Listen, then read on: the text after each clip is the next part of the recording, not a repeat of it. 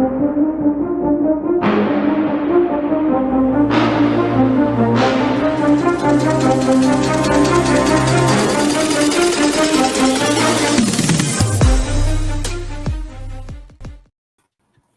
to another episode of Wire2Wire Sports Podcast. I'm the NFL genius, Gene Walzak. In the upper left corner, we got Kent State's own, Cleveland's own, College Cuttrell. Gentlemen, how are we feeling today? I don't know why you call us gentlemen. Neither one of us are gentlemen. If you watch us play softball, we are not gentlemen. I'm just being honest with you. That's Tuesday, though, you know? What do they say? Saturday Sinner, Sunday Saint. That's you guys when it comes to being gentlemen. Oh, well, that's fair. In the upper right corner, you got Scholastic Shally, Uncle Shally, Mr. Willie Shallcross. Gentlemen, happy, beautiful spring day Wednesday to both of you. It is a beautiful day. That's an accurate statement right there. We got a lot to get into tonight. Ton to get into tonight. We are going to start with Hot Wire, and we're going to start with a trade that happened in the NFL. George Pickens traded during his contract year for a third-round draft pick to Dallas Cowboys. Dallas has already said, we're not going to talk contract with him. So he's going to play on a contract year in Dallas. None of this could go wrong. This is going to work out perfectly. Super culture guy. He's going to walk into Dallas and absolutely, he's going to blend right in, right? Cottrell, your thoughts? So funny thing, I got mixed feelings about the trade as a whole. I think history has told you very similar to how we've talked on this show, like you don't pay the role players from the Miami Heat. In the NFL, that mantra really should be you don't trade for wide receivers that the Pittsburgh Steelers are selling. You traded for Antonio Brown years past, and he had his entire meltdown, really didn't even see the field for the Raiders there. I think about Deontay Johnson when they moved him, and obviously he's been around, bouncing around from team to team. I think about Chase Claypool. Somehow the Steelers got a second-round pick 33 for 32 that year because one of the first-round picks got taken away. They got pick 32 for Chase Claypool, and now it feels like history is repeating itself yet again with George Pickens here. Look, at the end of the day, I think George Pickens is a good player, and I think talent-wise, as a receiver, giving up a third-round pick is not much. However, given that it's a contract year, given that his agent is Drew Rosenhaus, who Jerry Jones basically came out and said, I don't know who he is, the same agent that represents Micah Parsons, and both of them being in a contract year this upcoming season. If it doesn't work out this year, I don't think there's any way George Pickens resigns in Dallas, and at that point you give up a third-round pick for a rental receiver, and I don't think in any world does that make sense. I think fit-wise, getting a number 2 like George Pickens makes a ton of sense for Dallas. Like, that's a guy who can open it up a lot for CeeDee Lamb. But given the fact that Dallas is not in a Super Bowl or bust caliber season here, this is just the move to me that says we were a fringe playoff team before. We made the move now. Our offense gets a little bit better, but we're still a fringed, outside looking in playoff team now. So the question I have most about this trade is, didn't they just give up a 4th rounder last year? It might have been a 3rd round. I got to double check for Jonathan Mingo. Am I out of my mind? Like, what are we doing right now? Cowboys trade. See, I should have did my homework. Mingo. I think it was a 4th for Mingo. So you gave up a 3rd and a 4th round pick. 4th round pick, 2025. So they don't have a 3rd or a 4th round pick next year for 2 guys that probably won't be on the roster next year. That sounds very cowboy-like. Shally, can I ask you a question? And I asked this question to Mo this morning, and I just want to understand it better. Who is the leader on the Dallas Cowboys? Who is the guy that's going to reel them in? Who's their lane? Who is their Jalen Hurts? Who's their Saquon Barkley? Who's their Smitty? Who is the guy on that team that keeps the locker room in order. Oh, I know who it was last year. Oh, he's retired. He doesn't play there anymore. I know who it was 2 years ago. He's playing for the Jets. Who's the leader on that team? I was going to say identity-wise, I think that's going to be one of the problems. I would agree with you. I think it was probably Zach Martin up until last year. You would hope it would be Dak. You would hope it would be Micah Parsons. I don't think either one of those guys are kind of in that mold where they want to be the vocal guy, or I don't think they're either one of them are necessarily built for that role. I think the other problem you have is Pickens is great. I think we all agree the physical talent, the physical ability is there. But again, I think Cottrell hit it on the head for me. You have a guy that you could have had a great 1-2 with DK in Pittsburgh on a contract year, knowing you're starting probably a bad quarterback no matter how you slice it. So you would think you want to give that guy the most help you possibly could on the outside.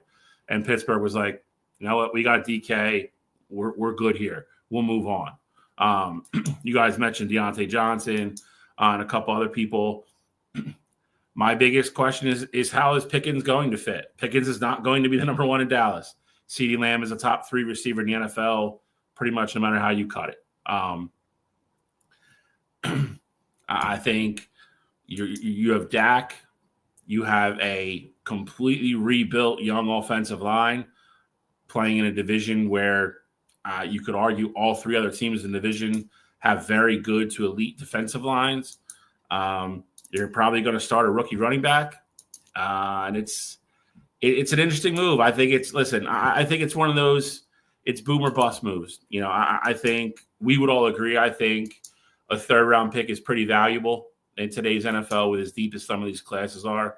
You could find really good players in the 3rd round. And to give that away, on the back of giving up a 4th last year, I think it's them again taking a shot in the dark, hoping he works out. Maybe they make some incredible run and get to the Super Bowl.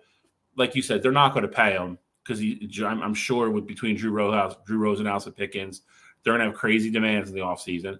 So you hope he becomes an elite number 2, fits in, plays next to CeeDee Lamb, helps Dak, and makes that offense, hard to stop. And then if you get a Super Bowl out of it, great. And if not, you move on and you lost a 3rd round pick. Would I have done that? No. Because again, I agree with you guys. I think a 3rd round pick is too valuable in today's NFL, especially coming off the heels of a guy who, let's just be honest, isn't probably the best, like Gene said to open, not the best teammate, not the best locker room leader. I don't want to say he has character issues. I don't think he doesn't get in trouble off the field or anything, but not a guy you're going to hang your hat on and be like, that's going to be my leader. So Mike Tomlin said after a game that the guy needs to grow up. Like I that's not something I want. I don't want Mike Tomlin, who's one of the biggest players, coaches in all football, to go into the media and say my wide receiver needs to grow up and then be traded 6 months later from the Steelers to an organization who can care less of the culture that they create. You said Micah Parsons and Dak Prescott. That's what you said. Micah Parsons goes on podcasts weekly saying stupid thing after stupid thing. He gets trashed throughout the NFL. And Dak Prescott gets called, I don't want to say the word, but not a nice word by Trevon Diggs at practice. These aren't leaders. They're not. And I do not fear the Dallas Cowboys any more today than I did yesterday now that they have George Pickens. I mean, I think fear is kind of subjective there. I don't think that this is a move that, again, moves the needle necessarily for them, but I mean, it definitely makes their offense better. And I think that with George, and you talk about the Cowboys and their culture, I definitely get what you're saying there. And on the flip side of it, I think, giving up a 3rd for George I think that's probably the ballpark that should have gone in, but it would be different if other teams got moved a 3rd for George Pickens. Like if the Buffalo Bills had made a trade and got George Pickens, I think that would be something where I'm looking at this could be a needle mover. The Kansas City Chiefs, Obviously, he wouldn't have won in division, but Baltimore Ravens, like plenty of teams that are looking for a bona fide number two or even a fringe number one receivers that already have a good culture and already have everything established inside their locker room. But yeah, I see this being a one of those things where George Pickens, if he's not getting the ball, I think he's going to go into some press conference by like week 8, talking about Dak Prescott and really adding fuel to that fire. I guess my point would be that, like, I completely agree with you, but like you just named a bunch of teams that I would completely 100% agree would be good fits. But I like, the funny thing to me is, like, we talk about those teams with culture and so forth. Like, I feel like Pittsburgh's in that group, and they're for sure. And like Gene's point, they're the ones that are like, nah, we're good. Like they're going to start Mason Rudolph at quarterback probably. Just traded for DK Metcalf. Don't really have any other weapons outside of those two and Jaylen Warren, and then they just get rid of one of them. So it's like, I mean, if you're Pittsburgh, I mean, I think you're happy. You don't have to worry about even going through the contract, whole situation with him at the end of the year. They've moved on. They got a 3rd round pick, and they're going to regroup and do their own thing. Dallas fans, I'm sure, are probably, this is the year. We're loaded now. We have two number ones. He'll be a character guy now. We'll see. Like you said, he's never going to out target CeeDee Lamb. He's not. Like, I'm really curious to see how he is going to act as a definitive number 2. It's a terrible place for him to go on a contract year too. Yeah. You're going to go to an organization in which this star quarterback is going to throw the ball to CeeDee Lamb. I promise you this, and this is I know this. If he starts the season off the wrong way or a couple things don't go their way, I guarantee he's going to have a nagging ankle injury. He's going to have a nagging hamstring injury. He's in a contract year. He's not going to play out that contract and risk getting hurt. He's going to not, George Pickens has fell off. Nope, George Pickens did not fall off. I'm going to sit out and wait till I get my money. See, I disagree with that. Actually. I see like, again, I see this scenario where it works. I think it's a very small window. I think you're threading a needle to get there. But to your point, I also see how this goes horribly wrong, in the beginning of the year. It could go the middle of the year. It could go at the end of the year if they go on like a 3-game skid, like, approaching the playoffs. Then I could see, to Gene's point, where it's the sulking on the sidelines, the jumping up and down the field, give me the ball. I can see all that playing out. So, I think it's going to be interesting. I think that part happens, like, give me the ball, all that. But I think with him already basically going into the season saying, no, I'm not doing any contract talks or anything like that, I think no matter what, you see George Pickens try to play every game possible because he's trying to basically put out there that I can go and get as much yards as possible. Obviously, look at Dallas's running back room right now. They're not going to be running the football very effectively. This is going to be a year where Dak Prescott's going to be throwing, and if he's healthy, this is a Cowboys team that's probably going to throw for 4,000 to 4,500 yards. George Pickens wants a piece of that pie so that he can go get paid this offseason. So even if they aren't winning, I think George Pickens is going to be out there just trying to, get as much stats as possible so that he gets paid this offseason. I don't know about that. I really don't. I get what you're saying, but like, if he's having games where he's so frustrated and he goes 2 for 21, here's the thing about Dak Prescott that has always been on everyone's mind. He has played very well when he's had a good running game and a good offensive line. He has neither this year. He has no running game and a very young offensive line. If you think that 1st-round draft pick that they drafted is going to step in for Zach Martin and be the same contributor to an offensive line that basically got bludgeoned last year, I don't see it. I don't. They're not going to be able to run the football. Miles Sanders and Javonte Williams, they're your options. I'll pass. And they're going to throw the ball a ton. And when they throw the ball a ton, they're going to be behind a lot. I get it. He can rack up a lot of empty stats at the end of games, and that's fair. But I can see him being a guy that's a problem on the sidelines. You already had CeeDee Lamb in a playoff game show up as quarterback. You've already had the star cornerback show up the quarterback. You've already had Micah Parsons saying stupid things on podcasts. I think Dallas is prepared. Here's a statement I'm going to make. I think the Cowboys might finish last in the NFC East this year. Ooh. Last. Dead last. I think the Giants defense eats them alive this year. But I guess we'll see. Maybe I'm wrong. Still don't know how the Giants are going to score, but I mean, it's an intriguing like a danger Russ, bro. Let him cook. Let Russ cook. Let Russ cook. Let him cook. Let him cook, Giants. Man. Giants, that's right. All right, well, move on to the next topic, and this is going to lead us right into our NBA conversation. But, guys, I'm not going to lie to you. One of the hardest things to watch is seeing – first of all, I've been all on the Warriors for the last 2 months. I've been on top of the Warriors for the last 2 months. I predicted them to win the NBA or go to the NBA Finals and lose to the Celtics the moment that they traded for Jimmy Butler. I thought that was the move they needed, and they went from instantly from being like a bottom, middle of the pack defense to they were number one defense in basketball since the trade. Not for the whole year. That was the Cavs. I get it. But they were the number one defense in basketball since the trade. Now you run into a situation where I got a couple minutes into the second quarter, Steph Curry pulls a hamstring. And they're saying he's out game 2, game 3, game 4. He might come back by game 5. They're looking like game 6. They're done. They're done.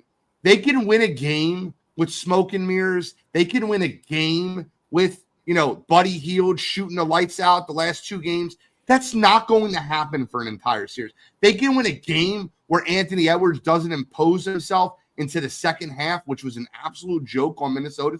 They can win a game where they hold Minnesota to 11 points in the second quarter. I think they lose the next 3 without Steph. I think they're done. And I think that the Warriors will try to rush Steph back for game 5. And if they do that and he re-aggravates that injury, it's over anyway.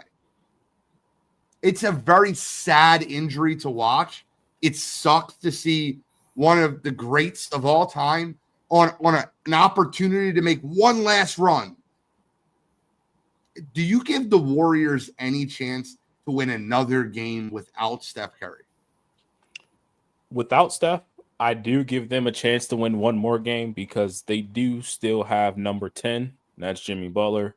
Jimmy Butler has shown time and time again in the playoffs. Granted, that was in some of his younger years, but he's shown time and time again that when you need one game, sometimes he has enough to give you that.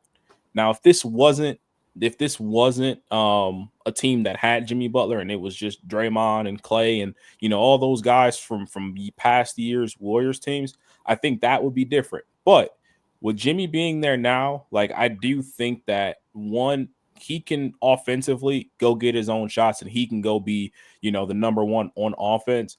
But I also think defensively, they have what it takes to kind of grind it out and get the ugly kind of win like you just saw last night. So I think they can get another one. And if you can get, ultimately 2 games while Steph's not there, so you win game 1, if you can get another one, you win game 3 or game 4, then you got the luxury of sitting them. Even if you're down 3-2 going into game 6, you have the luxury of bringing him back that game. And at that point, it'd be, close to like a week and a half off. And, if he gets hurt again, so be it. But I mean, I think that really would be their path to winning this series here. You try and stall them out. You do whatever you can to win. You get back to your home floor. You do whatever you can to win game 3 or game 4. And then you sit Steph until at least game 6. So I think that would be the path. And I think that that's possible. You're going to need Jimmy Butler to, turn the clock back and give you, playoff Jimmy that we're used to seeing from years past. They won last night by 11 points, and Draymond Green hit 4 3-pointers. Buddy Hield had 5 3-pointers. That's 2 games. The last 2 games, Buddy Hield has had 5 or more 3-pointers. Do you think Buddy Hield or Draymond Green combined for 9 3-pointers the rest of this series? I don't think so. I'm not saying combined, like the whole, but like in another game, they needed everything to go right last night, and they needed Minnesota not to show up. I mean, yeah, but I mean, at the same time, we've already talked about Minnesota not showing up in games in the playoffs. I mean, to their point, I think 2 weeks ago when we talked about this, we were all sitting here like begging Anthony Edwards to go out and be Anthony Edwards. Like he's had a couple dud games already in the playoffs. I literally couldn't have said it any better than Cottrell. I think you try to grind to win somewhere. It's like if you go back to Minnesota 2-2, I think you at least think you have a shot. Because I do agree with Cottrell. I think it buys you another 2.5 days where you could sit Steph, bring him back for Game 6 in Golden State, and then roll the dice. They said it's very mild. They said he's going to be out a week. Again, I'm sure there's gamesmanship in that. For sure, they're not going to come out and say he's done for the series, even if he is. Listen, that's why this is why you get Jimmy Butler. Not you don't get him for the circumstance. You think you're going to lose Steph Curry, but he's a great number 2. I mean, you get dog Jimmy in the playoffs, and that's why everybody wanted him. That's why we were so pissed off when we let him go. I think if he could play under control and he can give you 15 to 18, and Draymond does his thing, and they play defense, and Buddy Hield doesn't get out of control, as in playing out of control, takes his continues just to take his shots when they're there. Listen, Buddy Hield's not a bum. I mean, it's just he doesn't really play good defense, and he's just kind of a run and gunner, and they've gotten that under control a little bit. I think if he could stay within himself and continue to shoot, he's a good shooter. I 100% think they can win another game. I think and who knows what happens. We've seen this happen before. Minnesota's coming out of the locker room like, all right, they got no Steph Curry tonight, and they take their foot off the gas a little bit. It's happened before. Golden State can easily steal a game if that happens. So it just happened in the Cavs series. They just happened to let Indiana off the hook, but it's and honestly, if I know we're gonna get an NBA here, but if we've this year especially, we've seen all kinds of away teams winning, crazy finishes, teams choking at the end. I just think it would be crazy to think that Golden State can at least steal one more and at least prolong and really give Steph a decent shot to come back. I don't know. Look, I picked Golden State. I picked them. I was all on top of them, and I don't see it, man. Steph Curry is the lifeline of that team, and I think with him not being there, you're going to get different defense on Buddy Hield, different defense on Jimmy Butler. I don't see it. I hope I'm wrong, because I'm rooting for the Warriors. I love to see Steph Curry get back. I want to see a Warriors Nuggets or a Warriors Thunder Western Conference Finals. I would love that. I agree. And I think that's what everybody wants. But again, I just don't. I'm not saying you're saying this, so don't take this the wrong way. But Golden State's just not going to go out there and roll over either. Steve Kerr is a very, good coach. I think he will come out with something. They will, I could see game 2 maybe getting blown out because they have to get used to it, and Minnesota comes out super hungry because they are down 1-0 already. But when they get back to Golden State, I would tell you, I would be shocked if both those games aren't close in Golden State. Draymond has the ability to go and punch Anthony Edwards right in the face on accident, maybe on purpose, and change the course of this series. So you never can count out anything with this Golden State Warriors team, because Draymond is one play away from drastically changing the other team's roster. I love how you gave him the benefit of the doubt and even said accidental. Pods will definitely have to step up. Pods will definitely have to step up. He played like crap last night. He played like crap in Game 7. But look, if we're going to go into just talking about the game from last night, the Warriors, I said it on Wire2Wire last week when we were talking about how the Lakers could have got back in the series. The Warriors executed the defensive game plan beautifully. You play Draymond Green at center. You stick him on Rudy Gobert. And, Rudy did have a good game. Don't get me wrong. But Draymond was able to help off of literally everybody else. It's like, all right, if Rudy's getting his buckets down here, we're going to live with it. But Draymond was literally helping everywhere. That's why you saw Julius Randle didn't have a great game from inside. Anthony Edwards was trying to figure out how to, get into the paint down the stretch there. Like, Draymond Green is going to be the X factor in the series, and not even just because Steph is out, but just I'm talking about on the defensive end. Draymond, he put on an absolute masterclass. Don't just look at the box score, well, from early on in the game at least, and see, Rudy I think he had like 8 points in the first quarter there. As the game went on, 9. Absolutely shut down all that stuff towards the end. So Draymond Green was absolutely incredible on the defensive end yesterday. All right, well, let's move on. Obviously, we're going to talk about one of the biggest collapses I've seen in the NBA, and I'm not trying to – listen, we got to cover the sport. I'm not trying to rub salt in the wound right now, but that game I'm sitting at the field next to Shally. I'm like, well, the Cavs are up 17. They're going to win this game. Donovan Mitchell's got 40 points.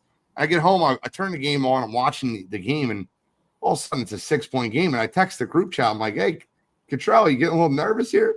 He goes, I feel good where we're at, especially with them in the bonus. And I felt good where they were at. They went up 7 points with 1:12 left. 48 seconds left. It's, couldn't inbound the basketball. Awful use of timeouts. I don't mean to say anything terrible. See, Keith says, what the hell, Halliburton? I think this was way more the Cavs losing this game than the Pacers winning this game. 1,000%. I watched that basketball game like, I can't believe this is happening right now. I cannot believe this is happening right now. And Donovan Mitchell was the only player on that Cavs team that was gassed at the end. He was giving you everything he had. I don't know. Cottrell, I'd rather just stop and allow you to kind of break this down from your eyes, from your perspective, and then me and Shally can go off of it. Shrew started the game on fire. He calmed down a ton. Jared Allen gave you some points on that little pick and roll, little dunk actions, but he got eaten for lunch. Like, Donovan Mitchell was the guy last night, and he was incredible. I don't know how in the world Ty Jerome shoots 14 times with making one shot. Like, after 1 for 7, we go, Ty, we got to go somewhere else. Sit his ass on the bench. He's not Donovan Mitchell. He's not Darius. He can't shoot 14 times. He can't go 1 for 14. He cannot. But of all things, they got to be able to inbound a ball. You have to be able to inbound the basketball. You have to be able to box out the free throw shooter. You have to be able to understand that your team is up 2, and the only thing that can kill you right now is a three-pointer, and to run Halliburton off the damn three-point line. You can't allow that. There was so many things that were done wrong. Cottrell, what bothered you the most?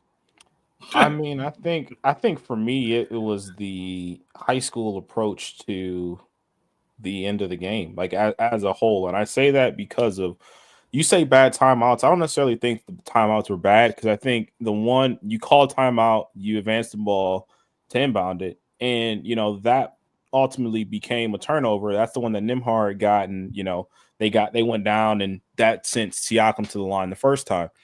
I think out of that timeout, you have the coach of the year, you have Donovan Mitchell, who's going to be an all-NBA player. I don't know how you don't have an inbound play drawn, like a go-to inbound play, or even absolute worst case scenario, you advance the ball. It's the last 2 minutes of the game. You can run into the backcourt.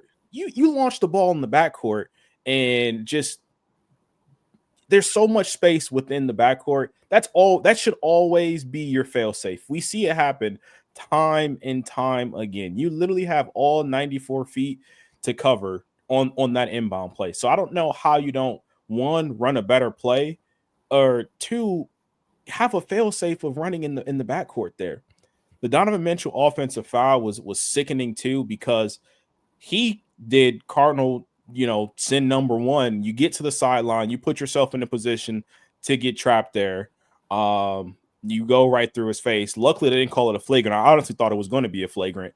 To me, I thought it literally met every criteria. It was a basketball move, but I got to pause you. I got to thank you right now. Why is I that? did not expect you to get on this show and say the Donovan Mitchell foul was legitimate and it could have been called a flagrant. I didn't expect it. For years I've known you, as Homer Simpson, I legitimately thought you were going to complain about that call. And I respect you so much more now than I did 3 minutes ago. So I had to interrupt there because I respect that. What do we want me to say? I respect it.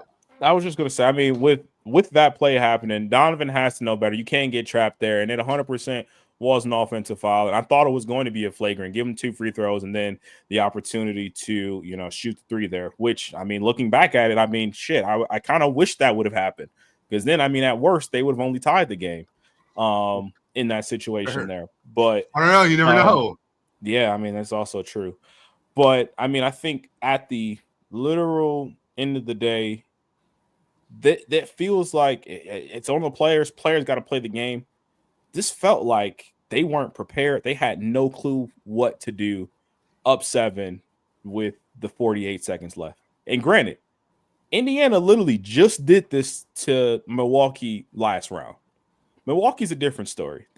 I know they had injuries. Dame didn't play and this and that with them. You are the number 1 seed in the East with the coach of the year and a player that is going to potentially be first team all NBA. You figure it out. And they just didn't do that. And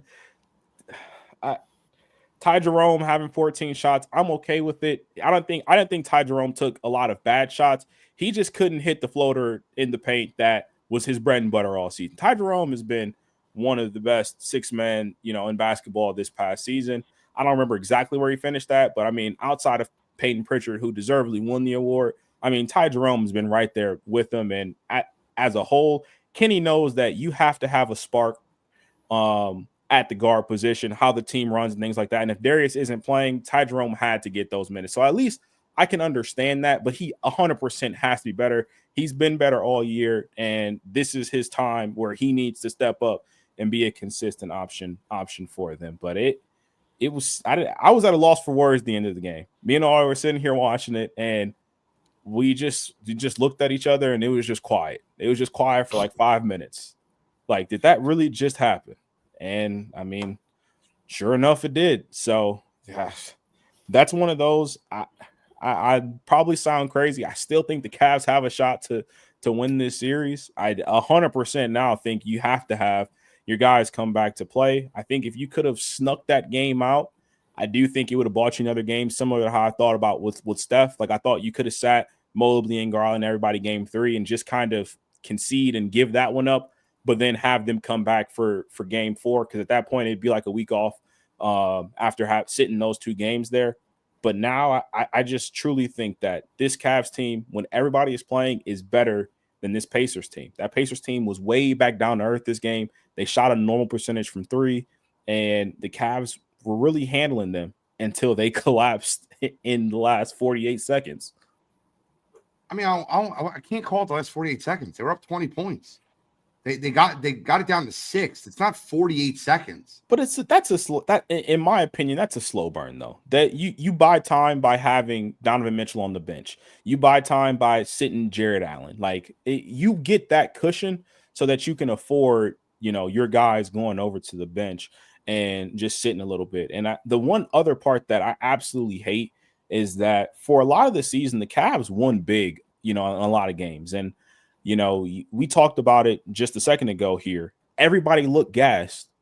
When I look back at the box score and I seen that nobody played 40 minutes in it, it was like, yes, you guys were giving it your all, but like, you weren't even ran to the dirt. Like, I look at New York and like, you would think, yeah, I know we're about to get in that series, but like, you would think that 45 minutes, all their players are at 45, 46 minutes, but they went to overtime and gave it to Boston. Miguel played 51. I didn't even know there was 51 minutes in the game. I didn't even know how that was possible. He played 51, and he was the best player on the court for the last 3 minutes. But that's precisely my point, though. Like, Donovan, I get it. He was getting to the free throw line. He was getting hit. Like, Donovan deserved to be gassed how he was. But everybody else, nobody played 40 minutes. Like, if you're the number 1 team, you got to be conditioned, because this is a marathon, not a sprint. You knew that it's not even just round 2. You got hopefully playing until June.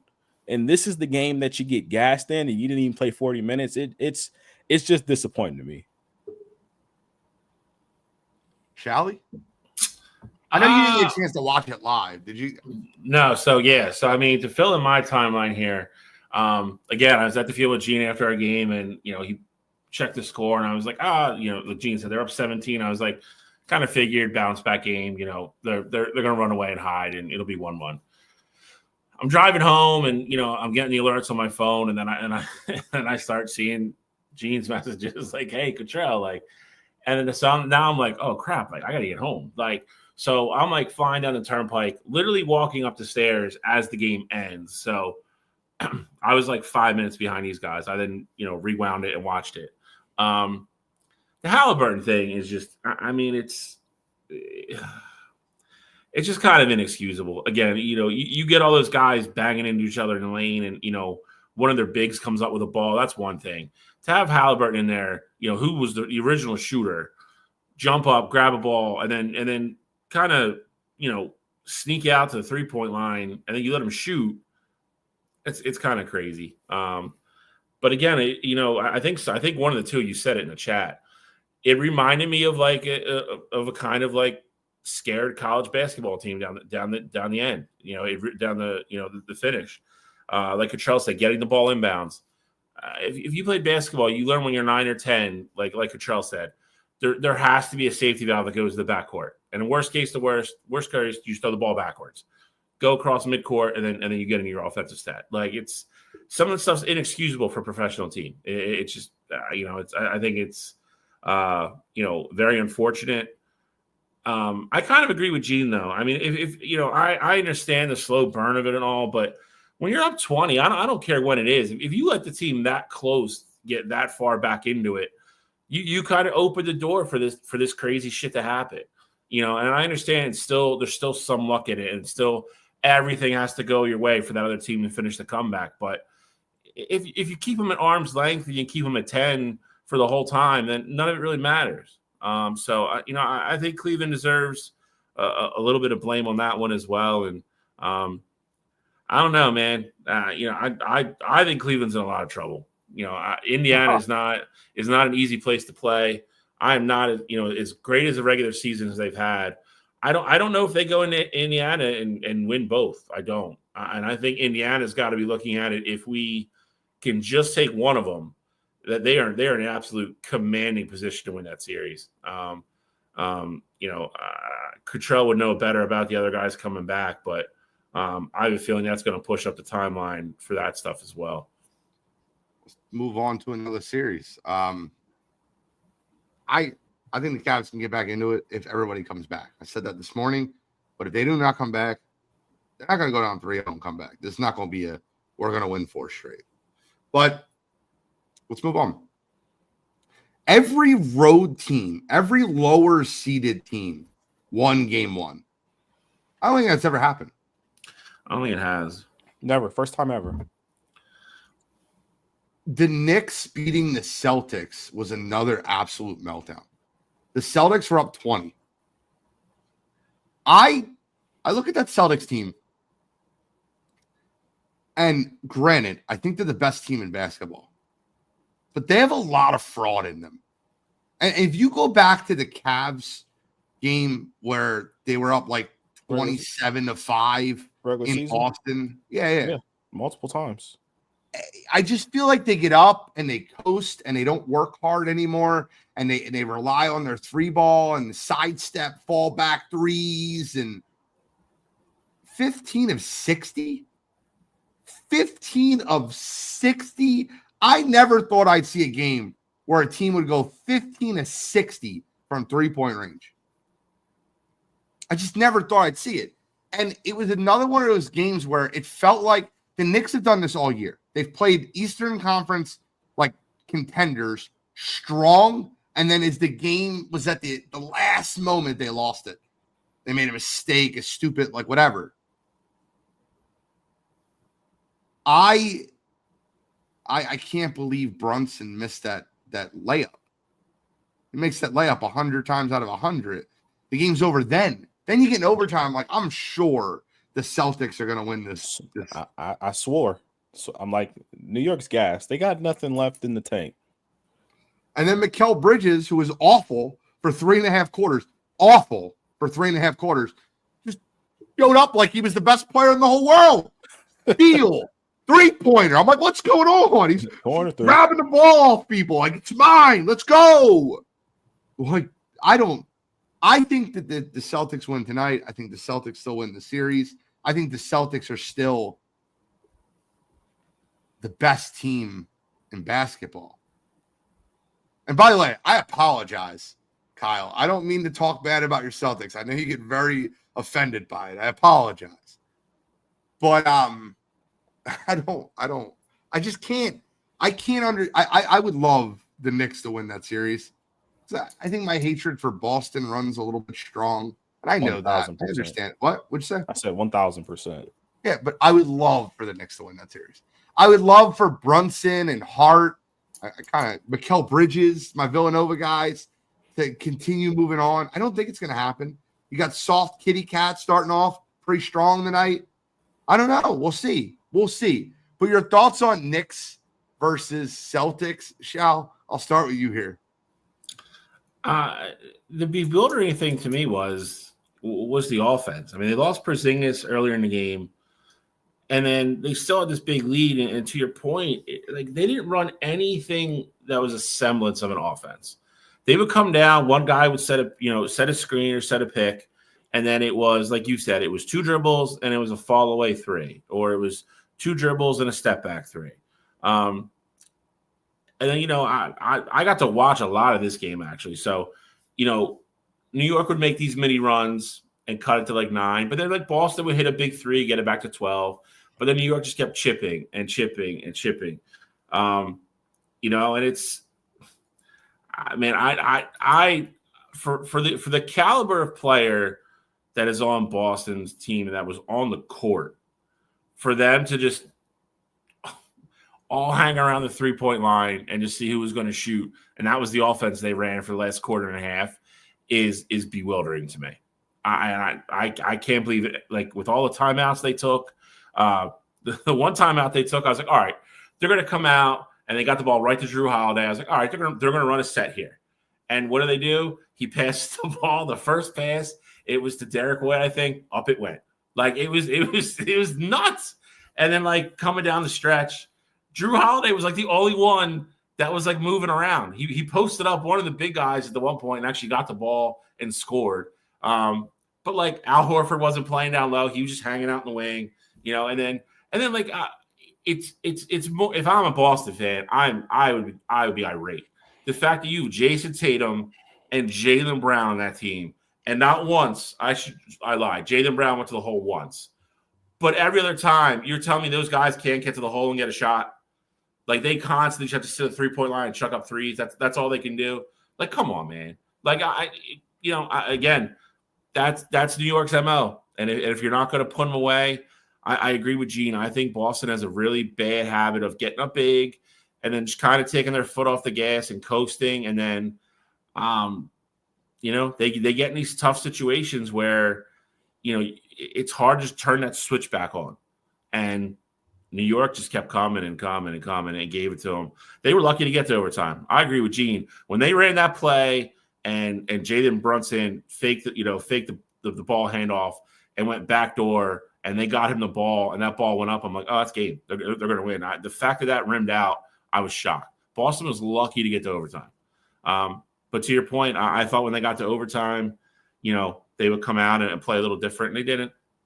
They got it to 2, and then I think they got it to 2 with 25 seconds left, and again went down, had the ball, went down, and didn't run a set. They chucked up a 3. Like it's mind numbing to watch the last quarter and a half in overtime of that game. If you're a Boston fan, we can't be selective with the teams that we're rooting for. Like, come on, guys. Like I see all this. It's a collapse when it's the Cavaliers. It's a collapse when it's the Bucks. It's a collapse with all these other teams. You blow a 20-point lead at home, we're going to talk about it. I'm sorry. I guess it's an overreaction because it's your team. My bad. I don't like any of these teams. I also think the other part of it is that Kyle, you bring up the 3-pointers, and I think like the amount of them. I'm not upset with the number. I'm upset with how they were. Like Derek White shooting threes in the corner that were open and missing. I'm okay with that. Al Horford not hitting his threes. I'm okay with that. But you could tell in the fourth quarter that Jason Tatum was hunting Jalen Brunson, and every time he got that matchup, he took a sidestep three. Like, I just think that when you have players in that situation, I would want them to attack more. And then afterwards, you come out and you talk about the refs and the physicality of it. To me, it feels like the Knicks kind of took the heart a little bit. Like, it was a sense of like, I don't want to go down there and bang with the Knicks and get physical because they're not giving me the calls. So I'm just going to settle for these sidestep threes. Jason Tatum, Jaylen Brown, you guys are both on. Jason Tatum, I think, is a superstar. Jaylen Brown, I mean, I think he's on the verge of being a superstar. You guys need to put your head down, go to the basket, and get those calls. Like, force the referees to make those decisions. And I think on the flip side of it, you kind of saw it with Jalen Brunson. Of course, a lot of us don't like the flopping and all that goes on. But when the fourth quarter happens, all that starts to go away. You may see it here and there to get certain calls, but him going downhill, hitting three, going downhill. I mean, obviously the shot on Al Horford, there was no trying to foul bait there. That's trying to get a bucket after, wiggling by Drew Holiday. And ultimately in the fourth quarter, Jalen Brunson is just that dude. And the Celtics can play this game if they want to, where ultimately the games stay close throughout the, entirety of the game there in the second half. But if they keep doing that, Jalen Brunson is a killer. And he will kill you every single time, especially if you're settling for the sidestep three. Now, I still think the Celtics are more talented, and I still think they're in a good position, and I don't want to overreact from the game as a whole.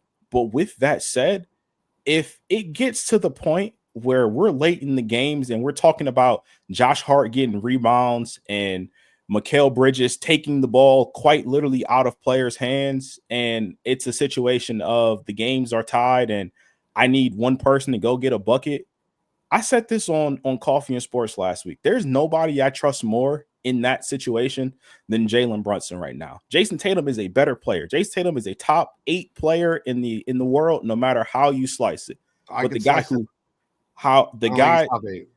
who I go after every time would be Jalen Brunson. I think Jalen Brunson will be the best player in this series, and I'll double down on that no matter how great I think Jason Tatum is. You don't think he's top 8 though, Gene? No. Oh boy.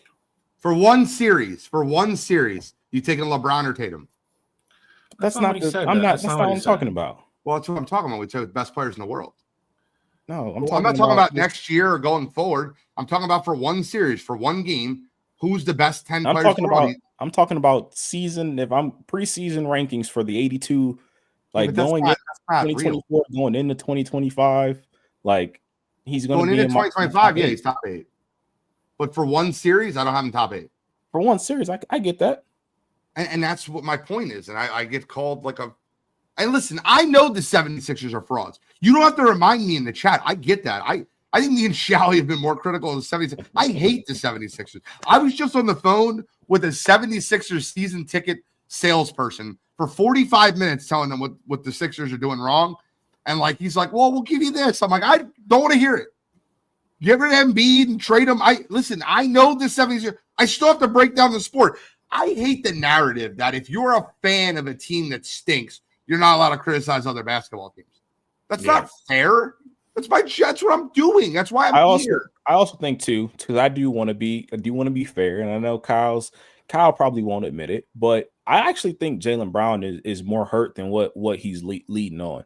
They were talking about it on the broadcast, like I think it was Reggie Miller talking about like him not having his normal lift in his jump shots, and I don't think he's been the same since he's come back. So he's playing through it. So you're going to critique him like normal there, but I think that's going to be something to monitor, moving forward here as well. Because at the end of the day, now Jason Tatum's going to have to step up and be wherever you have him, Gene. I have him in the top 8, but he's going to have to step up and be, a all NBA caliber player and as great as ball. That though for one series, that guy. Can we do that though for one series though, just for fun? Can we do that real quick? And I want you to be objective. Don't just disagree with me to disagree with me. For one series, are you taking Joker, Giannis? I want to just start with the easy ones. Joker, Giannis, SGA, or Tatum. All three of the other ones, right? Can I move past those three? For me, SGA isn't as definite as you're putting for it. One series. We're talking about, like, I know he's a good two-way player. I get it. But for one series, you're not taking SGA, the league MVP right now, over Jason Tatum? For me, it's not definitive. If we're talking all about right, for so one series. All right, we'll be slow then. SGA or Tatum? I hate to say it, but I agree with Cottrell. I think it's close. Okay, who are you taking? Personally, I take Tatum. See, I don't agree with that. I can't. Okay, but here's the thing. But like you're talking about for one series, and the first thing you throw out is the league MVP. Sorry, so that doesn't even matter. That's regular season. Like he hasn't. I think he's a great player. I'm not disagreeing with you, but I'm saying there's an argument to be had. Tatum's been there, done it. Like I hate to say it, but like he's been there, done it, won Steph, it. Like LeBron, and Durant. I'll take all three of them for one series over right now, which I can understand. Yes. Okay. Steph, LeBron, Durant, Giannis, Joker, SGA. Listen, you can argue SGA. It's fine. I'll take Ant Edwards. I'll take Luka Doncic. That's 8 right there. I don't think. Which one of those would you not take for one series? And by the way, I'll say something here that you guys will get sick over, and that's fine. It's fine. But I've watched it happen, and everyone's going to tell me I'm crazy. I've watched it happen 2 out of the last 3 years, or 2 out of the last 4 years. Jimmy Butler on a terrible team has played better than Jason Tatum in a series. And if you're asking me who I'd rather have for one series, I'd rather have Jimmy friggin' Butler. Sorry. Maybe I'm a jerk off. I don't know what to tell you. Yes, I would take Luka over Tatum. Yeah, that's not even a question for one series. Luka's not a question. I think SGA has to prove it more. I would say the same thing about Anthony Edwards. I mean, you're talking about a series. We've seen him have games where he scores 40, and then he comes out 2 nights later, literally scores 8 points. Hell, there's game one. Yeah, he came out bald second half, but yeah, I love Ant Edwards, but there's not enough consistency. There's not enough of a track record there for me to go over the guy who won the goddamn championship last year. Can I ask you a question real quick? Sure. Is Jason Tatum? I said this earlier this morning, and maybe I'm off base. I would love your opinions real quick. Is Jason Tatum not remind you of like what Chauncey Billups was to the 03 Pistons? Oh no, not at all. The same thing. He's the best player on the best team in basketball, and we're overrating the hell out of him. No, he's not. No, I understand. Here, I'll say Jason this. Tatum is a first I understand what you're talent. Like Chauncey Billups wasn't that. I understand your premise, and I even understand the argument about it. Chauncey can't be the example. No, they're not. They're not closer to Chauncey than he is Bron. Like my point being is, you have but listen, just listen. I think he's the best player on the best team in basketball. You're talking about like probably the second best player to ever play, and then Chauncey Billups. Like, where do you want us to put Tatum in there? Well, I'm saying there's superstars to take over. There's superstars to take over games, and there's superstars that play on really good teams. Okay, I think Jason Tatum's the best player on the best team in the NBA. I'll go this far. How many players could you replace Jason Tatum with, and the Boston Celtics still win the championship? I mean, 14, 15. I do think that Celtics team is loaded, but I also think we have to remember that even before they got loaded, like Jason Tatum was the guy that led them to the East. He's a really good player. He's been to the Eastern. He's been to the Eastern Conference Finals like 5 of his first 6 seasons, or something ridiculous like that. Like even before they were loaded, like when they were going up against the Cavs in 2018, like he was a rookie and he gave everything he had and almost beat LeBron in the Eastern Conference Finals as a rookie. So like I don't think it's fair to just say like now the Celtics are just this good and like he's just this good player on a good team. Like, no, we've seen Tatum be the guy. Like, I think he needs to do it more consistently. And I do think that he kind of defers a bit because the others around him are so good. But at the same time, like, he can be that dude too. Like, let's not forget it. They're up 16 right now. They're up 16 right now. He's 1 for 7 with 2 points. Like, I'm sorry. Like, they're the best team in basketball. And, like, we don't want to acknowledge the fact that he started out that way in game 1. and then you had a good second half, and they still lost. So it's a moot point, bro. It's a team sport. Here's the thing. Here's what bugs me about Tatum, and I think it's the same thing that bugs me, probably bugs Gene about him. I can't deny what he is. My problem, like for instance, like Jimmy Butler's a perfect example. Like you get Jimmy Butler to playoffs. Jimmy Butler is a goddamn creature. He's an assassin. Like gives me the ball, like D's up. Like Tatum comes off as the non-expression. Like he looks the same if they win or if they lose. And I know that bothers a lot of people. Like he doesn't have like at least doesn't show that he has like the killer personality like some of those other guys do. And is that wrong to penalize him for that? Maybe. I'm just saying, I know I've heard that so many times when people talk about him. They say how great he is, but they hate that he's too passive in the playoffs, or he's not the killer dog type guy like, you know, that Jimmy Butler is, or Luka or one of those guys is. He's not an assassin. That is one of the most common things I hear about Tatum. I think he's a great player, though. And again, I'm not saying I don't like. I completely understand Gene's premise and the argument and the discussion we had. I just don't think Chauncey Billups is the right example to use. Like that. By the way, you're not allowed to say this comment if you can't spell his name right, Tony. Spell his name right, and then you can say any comment you want. I think the other thing too is like, let's go back to what we have from the first series, like against Orlando. And I get Orlando's not great, but he had the last 3 games in that series. He had 36, 37, and 35. Like he's the best player in the first series. And this series still has a long way to go here. But like, Jason Tatum is I think he's in that discussion of guys that we just talked about. He's not Bron, Giannis, Luka, Joker, but like that next bunch there, like he's in the conversation with all of them. I'm not. All right, we gotta stop. I get what you're saying. I get what you're saying, but I don't like. I think he's at the bottom half of that group. And if I look at these guys in that group, like I'm taking Anthony Edwards, I'm taking Luka, I'm taking a lot of those guys over. Everybody agrees with Luka. Well, no, they don't. Tatum over Luka. He's a Boston. He's a Boston fan. He doesn't count. Well, no, Mo said it this morning. Mo said it this morning. All right, listen, bro. We do this because it's opinions. I'm telling you, everybody on the show would take Luka over Tatum. I'll say this. I'll say this. We put, and as a whole, not just us on this show or the network or anything, there is too much stock put in the damn aura as opposed to just guys getting downhill and getting baskets. Like Anthony Edwards is my guy. I will pound the table for Anthony Edwards as much as I possibly can. But to just act like his track record is just tremendous and he's done it against all odds and things like that. In every game, he's an absolute killer. It's just crazy because we just saw him. I don't act that way. But to act like it's definitive that you're taking him over Tatum, like there's 100% of conversation to be had there. Definitive. That was my. I didn't put him in my definitive comment. My definitive comment was SGA, and you didn't like that one. Giannis, Joker, LeBron. What has SGA done in the playoffs? Oh, by the way, there's another one. I would take Kawhi for one series over Tatum.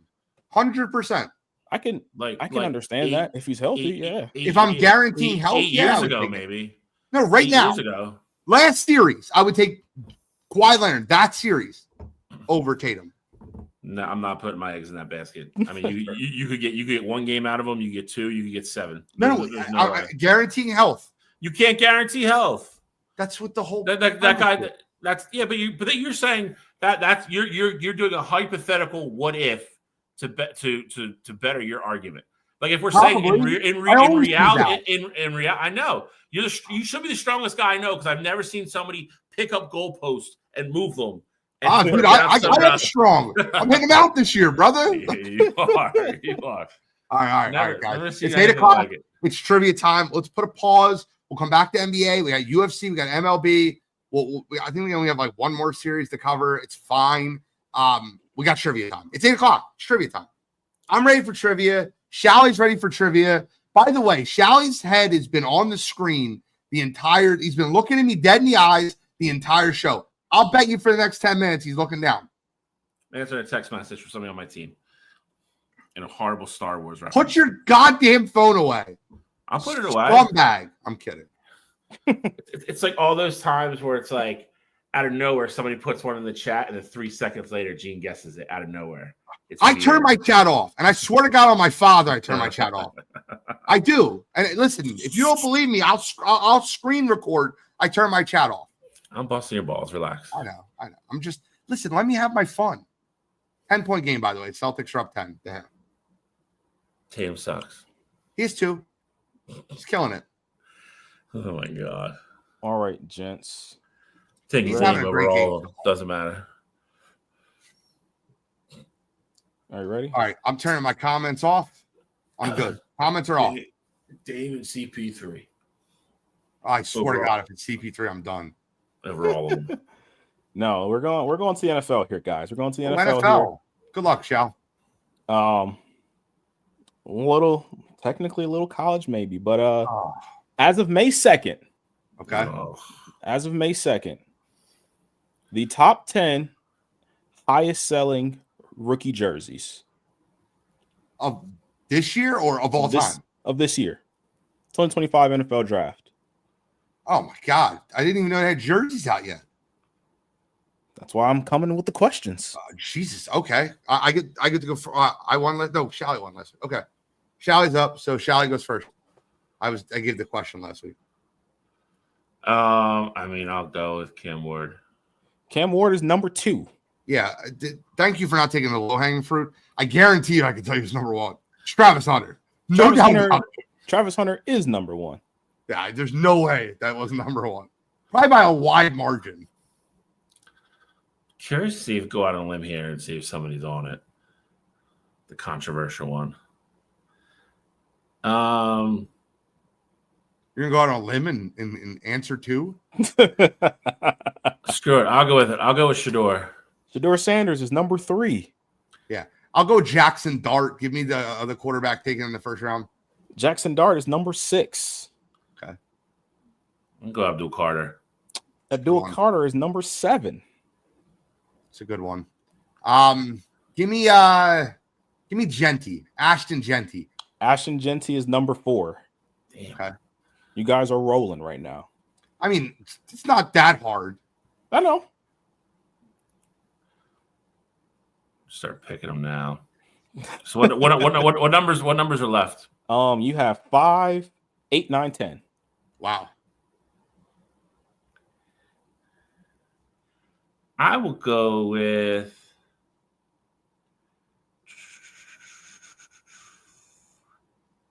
Walter Nolan. Walter Nolan is the first strike. He is not on the list. Give me my guy, Mr. Penn State himself. Gotta be on the list. Tyler Warren. Tyler Warren is number 9. Ooh, snuck it in there. I know at least one more. 100%.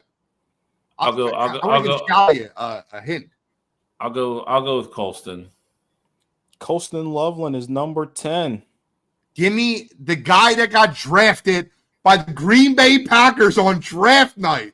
Give me Matthew Golden. Matthew Golden is number 8. Let's go. So it's just one left. There is, just one left. We flew through this. We're going to get back to the NBA in seconds. I'll go with McMillan. Tet McMillan is number 5. That's it. That's all 10. What do we do? I do have Okay. a tiebreaker for you guys because I Love it. thought Let's that this go. might happen. I just want to make sure got the number here. Well, he has a strike, just to be clear. So I should get like a double tiebreaker.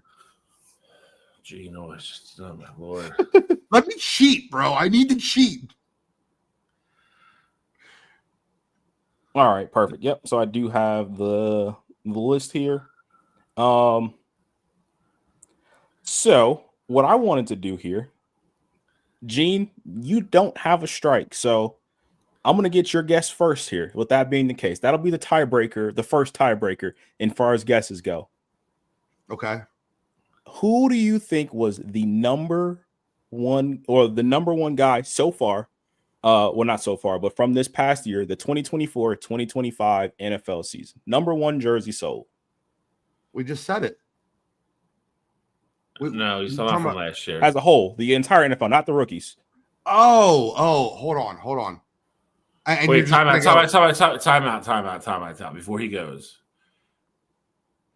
I'm assuming you have the whole list. I have the top 10. So whoever's higher. So that's what I'm saying. Is that what we're doing? So he's correct. guessing. It'd be the highest one. Okay, fair enough. Man, it's normally a guy that changes teams. I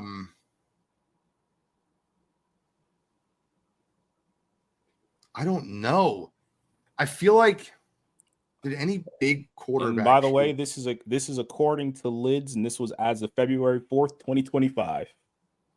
Oh, February 4th, 2025.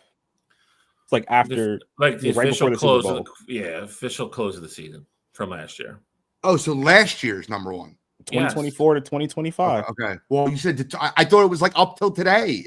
No. Close of the season. Okay. Give me a second. So it's going to be the whole year, and which quarterback switched teams last year? It's got to be a quarterback that switched teams. I'm gonna give you 10 seconds here to think about it. Okay. If he doesn't say it in 10, can I say my guess? Oh, absolutely. Well, he's going to give him the opportunity. I have to a backup guess. I have a backup guess. All right. Well, we're at it, Gene. So what's your then say? I'll just take Saquon because he switched teams. Don't say where he's at. Just like shall guess. Of course. Is he not top 10? I'm just looking. If he's not top 10, I lose. No, I would still have to guess somebody.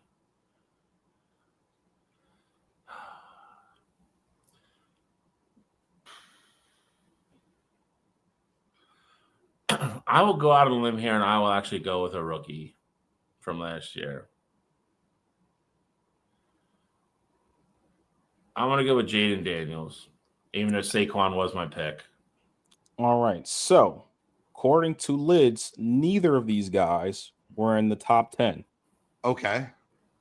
So, we're going to go again here. Okay. Jaden Daniels is a great guess.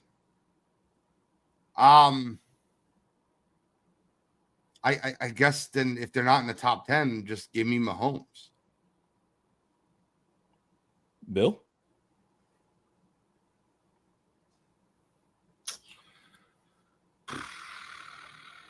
Ten seconds, same as Gene. I'll go Gibbs. Great guess. Jahmyr Gibbs is not on the list here. Pat Mahomes is? Patrick Mahomes finished at number 2 for last season. Who was 1? Yeah, Christian McCaffrey. Oh, that makes sense. Closed out the year at 1. But I don't know how I get it. So good week though. Good week. If you guys want full top 10, really, I was kind of surprised by it myself. A little odd, but according to Lids, you had Christian McCaffrey 1, Pat Mahomes 2, Jalen Hurts at 3, Michael Parsons at 4, Tyreek Hill at 5. I'm a said Hill. CJ Stroud at 6, Lamar Jackson at 7, Justin Jefferson at 8, TJ Watt at 9, and the shock of them all, Brock Purdy, number 10. 49ers love buying jerseys. There's a lot of 49ers fans. 49ers and Cowboys constantly on the list. There's a lot of nationwide. They're all over the country. Yeah. I as soon as he said I was dead set on Saquon, I thought Saquon would have been in the top 10. I thought Saquon would be. I always go by guys that switch teams because people have to buy their jersey. I was actually surprised Saquon wasn't on there because of how not just him switching teams, but how far the Eagles season went. So like as it got later and later, like people still picking up Eagles jerseys, still picking up Chiefs jerseys, like things like that. I was going to say Tyreek Hill too. It wouldn't have mattered. Still, when he said Jaden Daniels, I thought I lost. Every single Commanders fan I've ever met in my entire life bought a Jaden Daniels shirt. I thought I lost at that point. Back to the league. Back to the hardwood. Well, talking about collapses. We got to talk about collapses. We're going to talk about them all. I'm sorry. Celtics fans are going to hate me forever, but that's fine. There's another collapse that happened, and it was the Oklahoma City Thunder. I'll tell you right now, Mark Dagnall did an awful job of coaching that team down the stretch. It was almost embarrassing. And it was almost as embarrassing as them fouling immediately. Like, what are we doing? Why are we not letting the play out and fouling, letting time come off the clock? It was almost like they were trying to save time. So they foul immediately. And then Chet Holmgren gets fouled and misses both free throws. Like, and look, I'll be honest with you. If I'm the Oklahoma State Thunder, Aaron Gordon shooting basically almost like a running three-pointer is exactly what I want. Yep. I live with that. But other than that, man, I felt like the Oklahoma City Thunder let one slip away. You're talking about they were up double digits at the half also. I think they're up 10 at the half. I think they're up 15 in the middle of the third. Here's the part, though, that last play that you talk about, Gene, well, albeit Aaron Gordon shooting a transition three per game, like, I do live with that. Don't get me wrong. Like, I'm perfectly fine with that being the one that takes us out. However, looking back on it, seeing it as again, this is basic. This is high school basketball stuff. In transition, your first guy picks up ball. That is your most important thing. The second guy is finding whoever the hell else is running in transition with them. It is a 2-on-2 fast break, and you got both the guys going down to the paint. And I get it's Russell Westbrook. You maybe want to try and make that a contested layup, but just play normal. Like, literally, it's 2-on-2. Let Russ go attack the rim at a crazy pace, because chances are he's gonna miss the layup. That is signature Russ. Like, going downhill, going to the basket reckless, throwing some bullshit up. And then you get all the memes after the game about this is what Russ, the Russ that makes you laugh is the same Russ that makes you cry. So that's just simple high school basketball that, for whatever reason, just gets lost in the most important parts of the basketball game. So that was another game where I'm like, Thunder, you guys are number one seed in the West with the guy who almost won Coach of the Year this past year. Like, how does this stuff happen? And like I said, I'm fine with Aaron Gordon taking that three there because you live with the numbers in that situation. But just the little stuff, Chet Holmgren missing, 2 free throws there, not one, but 2 free throws there. And, Chet is a really good free throw shooter. And you could just, it felt like the moment was just too big for that entire group, specifically Chet at the line. But even getting back in transition there, like, I couldn't believe what happened. Dude, he looked terrified at the line. He looked terrified. I was. It just was one of those things where I was so shocked. I'm like, ooh. After the first one, no, the first one was like a hard break. You're like, I got a strong feeling this second one is going to be bad. Like, you just kind of knew after how the first one clanked there. So I'll say this. I'll give myself credit. I said that one guy I want to really look out for in this series from the Oklahoma City Thunder is Alex Caruso. And he was every bit as amazing as I thought he would be. He was 100% the second best player on the Thunder in that game. SGA obviously is their leader. And, I love the headline. Jokic outplays soon-to-be MVP SGA. SGA had a great game, 33, 10, and 8. Like, Jokic was 42 and 22. I get it. But, like, that can't be the headline. How about Chet Holmgren misses 2 free throws, the game on the line? Like, what are we doing? Why is that or All-Star Jalen Williams is missing, and there's been an APB put out for him. Yeah, like, the SGA had 33, 10, and 8. And our reporting was, well, Jokic outplays SGA. Like, I get it. Jokic had 7 turnovers in the game. Like, great game. I'm not taking anything away from it. But what are we talking about? It's better clickbait headline. That's all.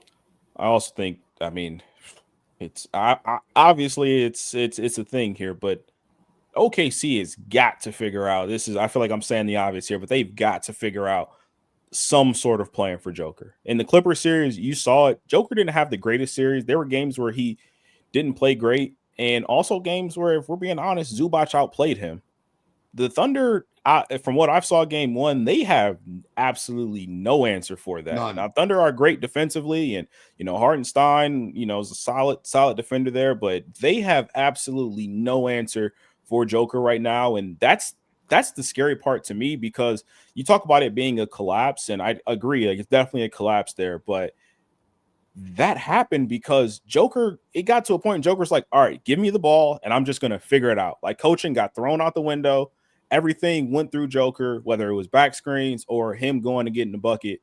And that's something that's going to be there every single game. And especially if you don't have anybody on the backside to neutralize or even slow down what he can bring to the table.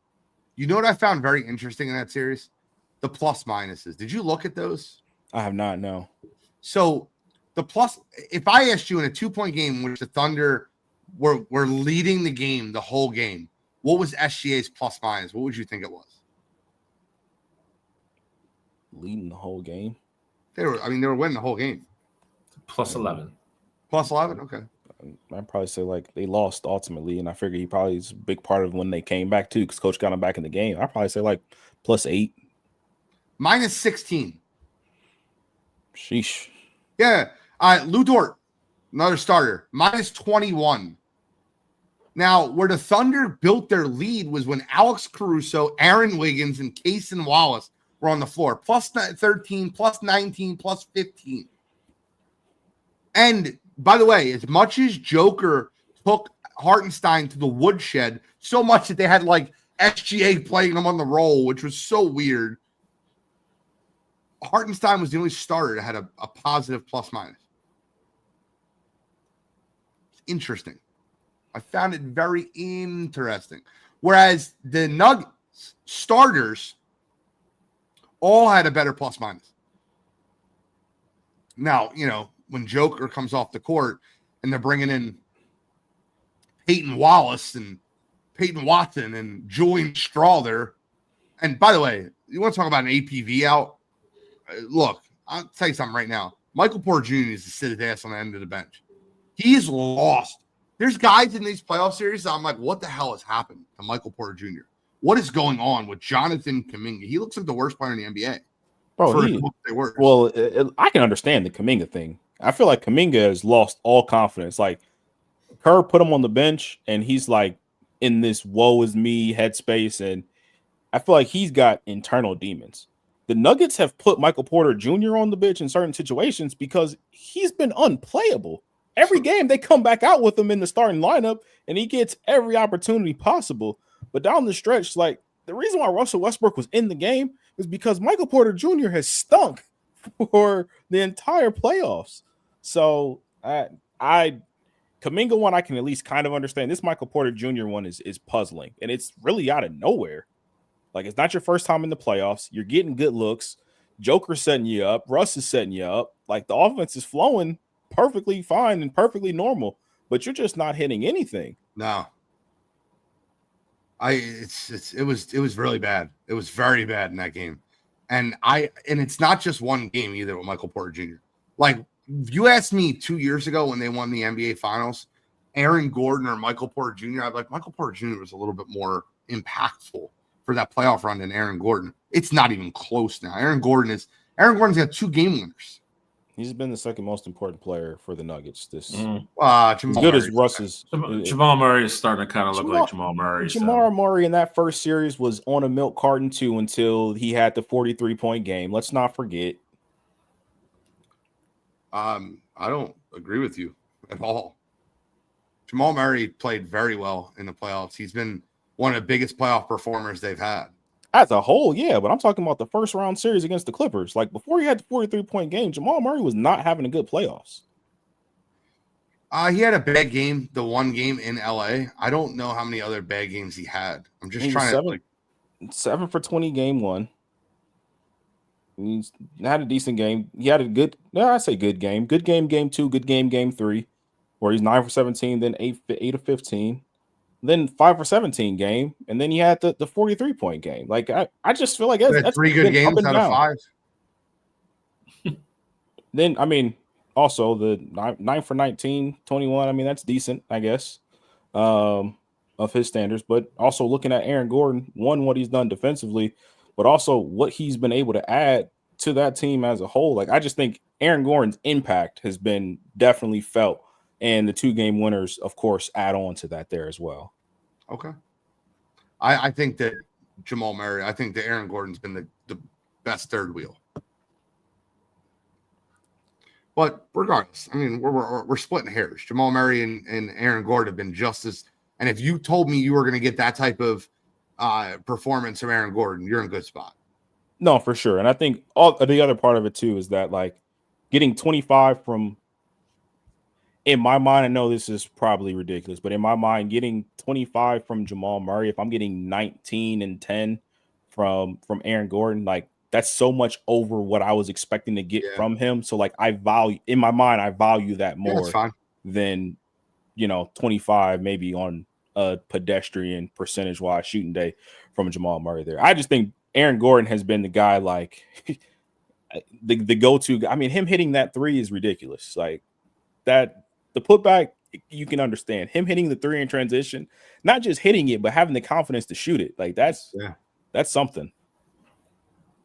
All right. Well, your thoughts on Oklahoma City, Denver? Is Oklahoma City in a lot of trouble? Shall we? I don't necessarily want to say they're in trouble, but I mean, again, I don't. If you thought this series was going to be anything other than a battle, I mean, I guess if you're an OKC fan, I saw a lot of people saying like 5, maybe 6 are the worst. I mean, I could see it being 6, but it's going to be 6 tough ass games. It's not going to be. They're not going to walk through Denver. They're just not. And again, I think one of the biggest reasons, both of you guys already touched on it. They have to figure out what they're going to do with Joker, first and foremost. And then after that, I mean, a lot of other guys for OKC got to step up and help SGA. I mean, it's got to be the same collaborative kind of 10 deep that they've done all, played all year, and that's why they've been so good. So Denver past champions, they're prideful. They know what it takes to win this time of year. If Jamal Murray keeps playing, like he is right now, Aaron Gordon playing with confidence, you would hope Michael Porter Jr. wakes up and takes his head out of his ass. We'll see what happens. But that's a good basketball team. It's a good basketball team with guys that have done it. You've been there, done that. So I still think OKC comes out of it, but it's going to be a grind. It's going to be a tough series. Definitely a tough series. I think the biggest question mark is who is going to be that second guy for SGA, because somebody's got to take the pressure off of him. Obviously in the regular season it was Jalen Williams and he was an all-star, but I mean Chet's got to be that guy. Obviously Jalen's got to step up there. Caruso did step up, but obviously it wasn't enough there. So I mean, I just think that for Denver, what you're getting out of Jokic every single night, and Jamal Murray has shown that in the playoffs, that's when he plays his best basketball. So the Thunder are in definitely a tough spot. I think they split. I think they take care of business tonight, but Denver is a tough place to play, and I think that's with Denver already knowing they won game 1. They're kind of playing with house money, kind of moving forward here, especially tonight. You're absolutely right. I think that it'll be an interesting game tonight. I do want to ask you guys this question, right? And you guys all, by the way, you seen Caruso's stat line for that game, right? 26 minutes. He had 20 points, 6 assists, 5 steals, 2 blocks. Like, that was incredible. 5 and 9 of 3. But I'll ask this question now. You've heard the song. I wish that I knew what I know now when I was younger. All right, here we're at. You know what you know now. Knowing everything you know now, would you like to change your finals pick? I would. This is the Gene segment because Steph Curry being out. No, but Steph Curry being out changes things. No, I think if Steph Curry stays healthy, I think I had it right. I think it was Celtics Warriors. I have to change it. I'm staying put. You have Celtics Thunder, right? Yep. I'm really interested. Where are you going? You had Cavs Thunder, right? Yep. Ken, give us your new finals prediction. Double down, Cottrell. No, don't you dare double down. You just Have lost faith. 2 games at home. Half your team is hurt. You're not winning the series. Have faith, Cottrell. Double down. Split them. I'm gonna be Adrian in Rocky. You can't win. You've seen what he did. Then what happened? What happened, Cottrell? I'm just saying. We took his best punch, but at the end of the day, there's only one man standing in the middle of the ring with his arm raised. That was Rocky. So Don't lie to yourself. All Drago had to do is get to the scorecards. He wins that fight. He knocked Rocky down like 7 times. There had to be a few 8 rounds in that fight. He didn't get there. It doesn't matter. Look at the fan. Suggs his towel. Throw the damn towel. I'm rolling with the Cavaliers. I got a resilient bunch here. We're still going because after Boston goes down to 0-2, I think they're going to realize that there's still some fight left to be had there, and the championship is very much still in reach. So I got both teams coming back from 0-2. Cavs, Celtics. Celtics lose tonight. I'm putting that on record. Both teams go down 0-2. Both teams win their series. But I like the Cavs still. And in the West, I'm changing my pick. I am changing in the West. The Denver Nuggets are going to the NBA Finals this year. Denver Nuggets are taking out Oklahoma City, and they're going to the NBA Finals. I got Cavs Nuggets as my finals matchup. I have a question for you. Yes. It's more so for Cottrell, but I'll take your answer as well. If somehow Pacers win Game 3, does that team completely roll over, or do they fight? Who plays? I think Donovan fights. I think you get a woe is me attitude from a lot of the rest of the bunch if nobody else is still playing. I said earlier in the year, and I'll say it again. This Cavs team reminded me of the Utah Jazz 1 seed team that Donovan Mitchell was on. Great regular season team. I didn't see it in the playoffs. I thought the East was so weak that they would get to the Eastern Conference Finals and get taken out by Boston. They're done. They're done. I don't know if I could say this is a Thunder team when you lose Garland and Mobley, but I get it. You said before the series you didn't need Garland to win this series. I believe that. Okay. But I'm just saying though that I don't think that makes them like that Utah team is what I'm getting at there. Like I think if Garland, I think that could potentially be a sweep if Garland and Mobley. If the Cavs are healthy, I think Cavs in that series 4 or 5 games. Okay. All right. Well, we got to move. We're an hour and a half in. We talked a lot of NBA. I love it. Awesome. We have a shitty a UFC card coming up. I'm just about as fired up as I can be. I looked at it today. I didn't think it was that bad. I think it's a terrible card. I know Cottrell's gonna like the card because his girl's fighting on it, but I don't like the card at all. And I think that the main event, Jack Della Mount, I don't know, man. You think that guy's as good as, and I don't understand the odds. I don't. I think because he knocked out Burns, we're just gonna forget that he had like 2 split decisions versus Big Mouth Holland, like.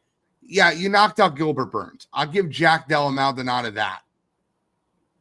But Bilal Muhammad is. I don't want to get too far into this. I don't want to get too far into this.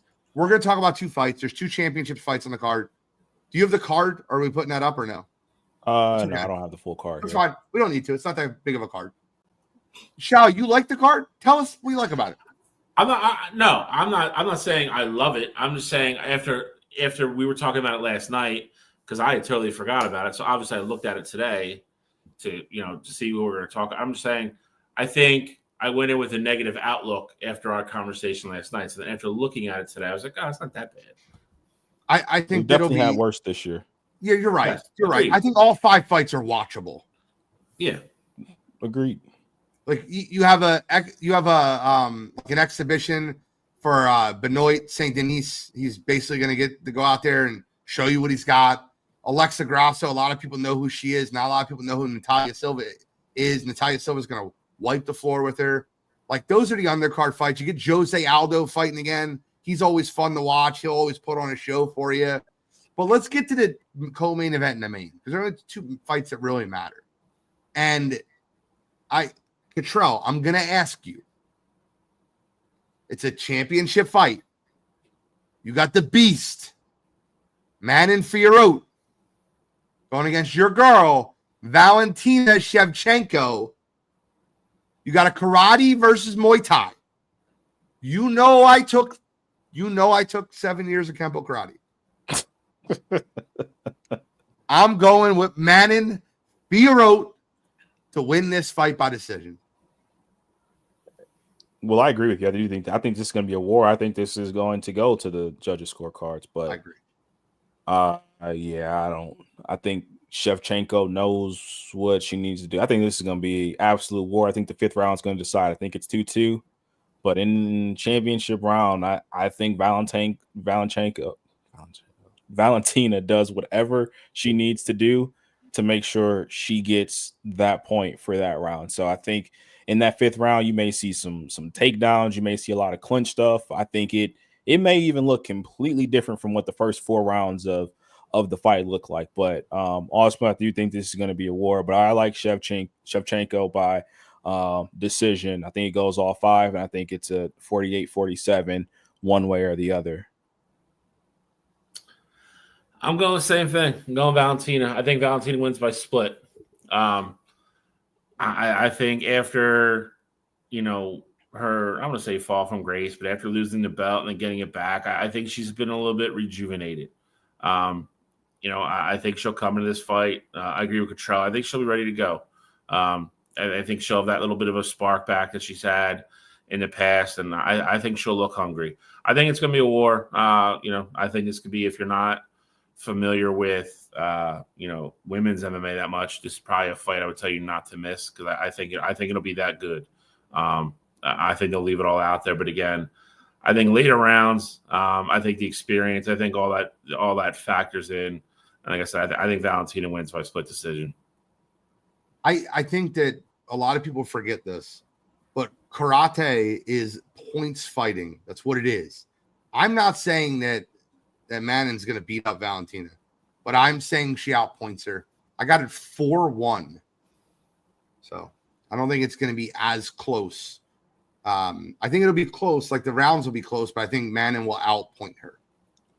I get it. I just think Valentina has the ability to get the fight to the ground, and I mean, that scores. And she's shown that when she needs to, she'll do the dirty work to scrap for that point. And I think we saw that we saw it really in her last 2 fights, the last 2 fights against Grasso. You're right. You're absolutely right. I'm not taking anything else from Valentina.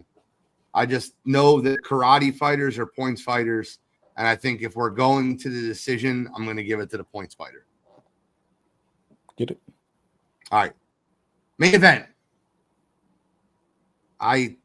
You know what happens on these? When you look at the odds of this main event, you're like, oh, I look at this and I go, oh, all right, well, this should be a Bilal Muhammad minus 310, minus 335, something around that area. Should be a heavy favorite in the fight. When it's minus 185 plus 155, it feels weird to me. I think Bilal Muhammad wins the fight. I don't know if the odds makers are taking too much into account that Jack Della knocked out Gilbert. I don't think that. I look at this fight and I say, how does Jack win this fight? And I don't put it like Bilal Muhammad has been like an absolute surgical recently. So I got Bilal Muhammad winning the fight. I think he'll actually win it by TKO. I'll go quick here. I like Bilal as well. And Gene, one of Gene's last points is kind of the big thing for me. He looks like he's firmly kind of in the zone, or kind of in that stretch of his career, which will be, the defining stretch of what we talk about, 10, 15 years from now. He looks incredible. These are gonna, this is gonna be another fight that I think he puts on, puts in the win column. And I think, like Gene said, he just looks like he is completely zoned in, and he does. He looks surgical. Everything is precise. Everything is crisp. And he looks, I never want to say unbeatable because it's a fight, but he looks really damn good right now. And I think the odds on this fight should be further apart than they are. I would actually be shocked if he loses the fight. I'll go out on my branch here. I got Jack Della Battleana. I think it goes to decision, and I think it's going to be because I truly think Bilal is going to be stubborn. Like, he's been talking a good game and, saying how this fight won't go to the ground. And, for whatever reason, I think he believes he has something to prove to somebody, and he really shouldn't. You're the champion now. You've beat past champions. Like, you beat Leon Edwards. Like, you have good wins under your belt at this point. You don't need to, prove anything to anybody. It's about keeping that belt and, and walking out and still. But I truly think he's going to go into this fight with something to prove, and he's going to try and stand with Jack. And Jack is a boxer. And when you stand with a boxer who is as dangerous as JDM is, I think it gets a little muddy. I think it goes all 5, but I think Bilal's going to put himself in a really tough spot by trying to prove something early. I think Jack takes the first 2 rounds, and then out of the last 3, I just think JDM in one of them he figures it out to get another point there, and I think it goes to decision. So for me, I like JDM and New. This 170 division has been a revolving door for that title, and I think that continues on Saturday. All righty. I don't necessarily I think the reason that Bilal feels like he has something to prove is because Dana is being very, very open with the fact that he's boring, the fact that he is not a main eventer, the fact that even because he's the champion, they're giving him a main event card. I think they're going to shove the pay-per-view numbers in his face because they don't sell. They're not. This card won't sell. This will not be one of their highest ticketing, and I think Dana's doing that, right? I think Dana's also got to admit he just picked a shitty model too. Asking people to pay $70 every month for these watered down cards is just wild. Well, Dana's also understanding that he's in talks with Amazon and or Netflix because the ESPN deal is up. So hopefully that changes sometime soon. Yeah. But on the flip side of it, if I'm Bilal, I go on to win this fight no matter what, because the rumors are you get Islam and Ilya sometime soon. And if Islam beats Ilya, the only place for Islam to move is up. So no matter what, I'm getting Islam next. So I'm doing whatever I can to make sure I have that belt, because even if people hate me, Islam Bilal is going to sell. So 100%. I would do whatever I can to make sure I keep the belt, knowing that, hey, Islam's on the other side of this. And if I'm Bilal, I'm smart after the fight. I'm calling out Islam. I don't care about the other 170ers because there's nobody else important in that division right now anyway. Yeah. I call out Islam and put the pressure back on Dana to make sure he's getting, me on the card where I know it's going to get themselves as well. I get it. I never seen championship fighter in Jack Della. I've never seen it in them. Like, I didn't see it in Bilal before you watch him in. I did. What fight did you watch JDM in and say that's signature performance? I guess the Gilbert Burns fight, right? Because the knockout. Yeah, I mean, the Gilbert one was kind of the one that, really put you on notice per se. It's like, all right, well, he has the power to, really do this. But I mean, even the fights against what's the other one? Kevin Holland. It was a good fight. Should have won the fight. It was a split, and I understand that. But I'm just saying, like, you're going to go toe to toe. You're going to stand up with JDM. Like, I think that's just playing right into his hands. Yeah, I don't think he'll do that. I think it's a lot of talk. I think it's a lot of, but we'll see. We will see. Tune in to this UFC card. By the way, I think, just to touch on what you just said a minute ago, Shal, I think that the best model that WWE ever followed was going away from pay-per-views, because they used to do those, and moving to premium live events on like Peacock, and they've made money hand over fist. I think the UFC would be, and obviously they're owned by the same people. I think that the UFC would be super intelligent to move their cards to premium live events. I'd be shocked. I think they get way more.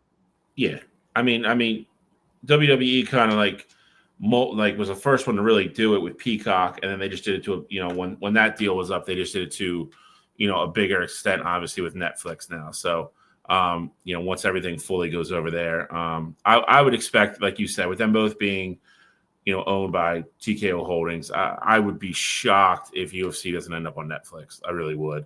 I think that's the logical home for them. The one thing that I wanted to bring up here real quick, just because we're on topic, I almost gave you guys this week a top 10 list of pay-per-views, like most bought pay-per-views. I couldn't do it because of literally any sport, just pay-per-view events. That would be fun. I couldn't do it though because literally all top 10 had either Conor McGregor or Floyd Mayweather in every single one. So I'm like, this would be like just figuring out who they fought to get there. I'm like, that'd be terrible. Bro, the Floyd Mayweather thing, and I'll bet you one was Floyd versus De La Hoya, because it was up there. I think the number one was Floyd versus Manny, and then 2 was Floyd versus Conor. I think De versus Hoya was 3. Because Floyd, you watched those fights because you wanted to see him get beat. He played the perfect villain in those press conferences to where you tuned in hoping someone would knock him out. And you sold yourself on everybody that was fighting against him.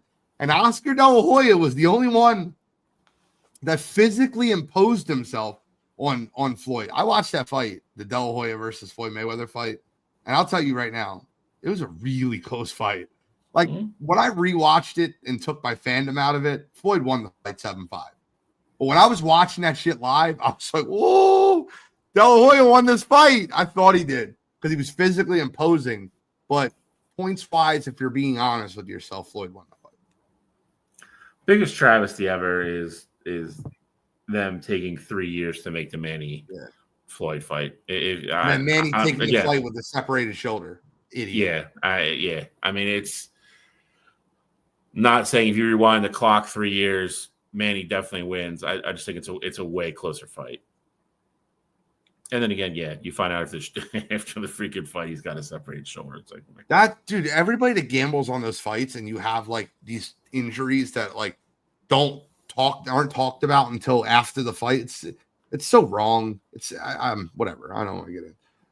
Let's move over to Major League Baseball for a minute before we get into You Got to Be Kidding Me.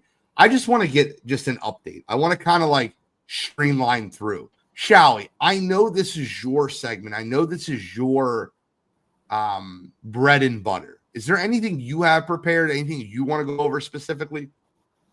No, I mean, I didn't prep anything like specific questions. I thought we were just going to do kind of like what you said, just general discussion and kind of hot. I don't want to say hot stove because that's usually specific topics, but just, kind of where we are right now. I think there's a lot of surprises, both good and bad, and well, I had a question that I wanted to answer. I wanted to see if you had one ready. I had one I want to ask. Good. How many teams in the National League are better than every single team in the American League? And when I don't mean what their records are, but if you put these teams in a series, can we all collectively agree the best team in the American League is the New York Yankees? Yes.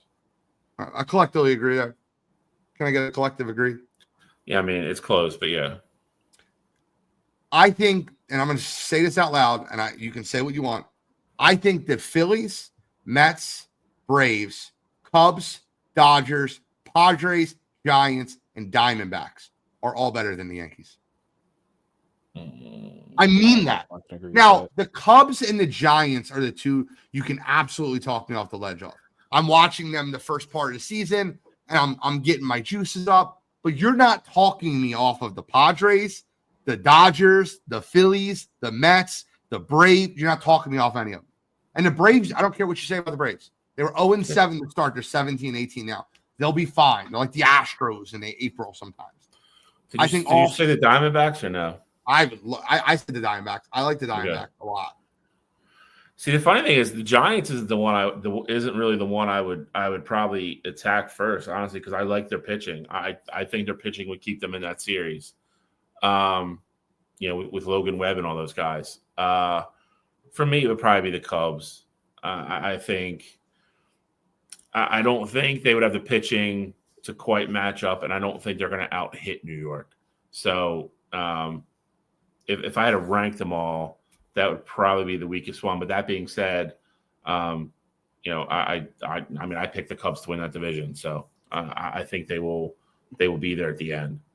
I think a series is also, and my homer is going to come in here. Don't get it twisted. Like it's still here, but in a series, I tend to lean, your way with a lot of these teams here. But like the Guardians record isn't crazy, but they had an awful start to the season. Since their last 28, they're 19-9. Their last 28, and they've been playing great baseball as of late here. And it's not to say that I think they're the best team in the AL or anything like that, but as far as like how hot certain teams are right now, I think they belong in the discussion with a lot of everybody else here, because 19-9 through 28 game, your last 28 is definitely something to, hang your hat on there. And the one thing I want to mention with the Yankees is Aaron Judge is having and it won't last, but Aaron Judge is having a start to the season that I've never seen before. It feels like batting .420 and leading the league in home runs is absolutely ridiculous. Hold on, you said it won't last. Good, Chow. What are you saying? I was gonna say. I mean, honestly, his first 2 weeks wasn't good, and then he kind of started going nuts. But I'm not gonna walk on what Gene said here because I'm pretty sure I know what he's gonna say. But good, Shaw, you saying it won't last? I'm telling you right now, he batted like 130 the first month and a half of the season last year. He gave the whole league a month head start and then batted 400 the rest of the year. And a lot of people don't realize just how hot he was from the middle of May to the end of the season.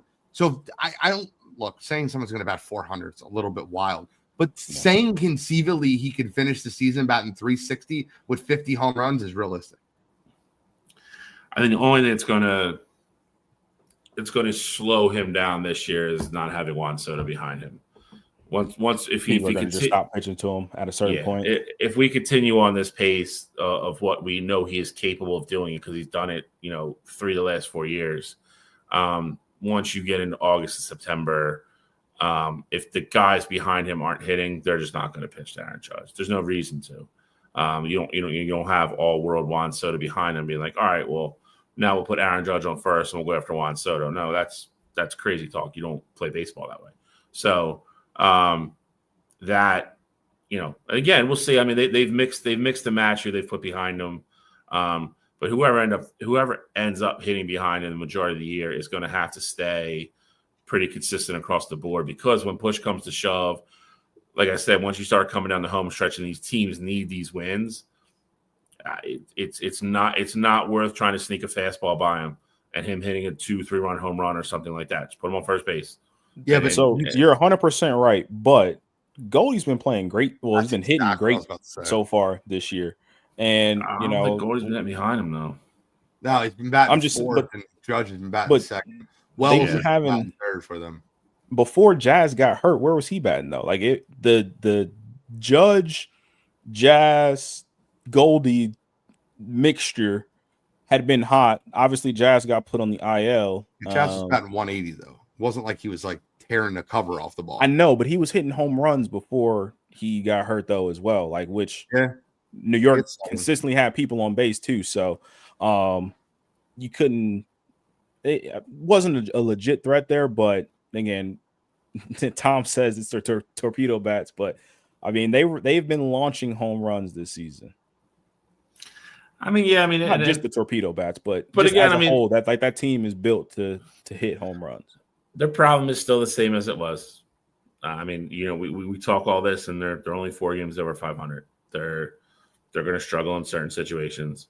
Obviously, using Garrett Cole for the year, you couldn't predict that at the beginning of the season. But pitching is still kind of an issue. Darren Williams looks lost, which is crazy because I thought when they made that trade it was a steal and a half, and he's been terrible. His ERA is over 10. It's and they're battling injuries. They've had a couple. Like we should talk about Chaz being out already. And they've been banged up a couple other places. It's just such a grind, man. Major League Baseball season is such a grind. It's just one of those things where you want to be healthy,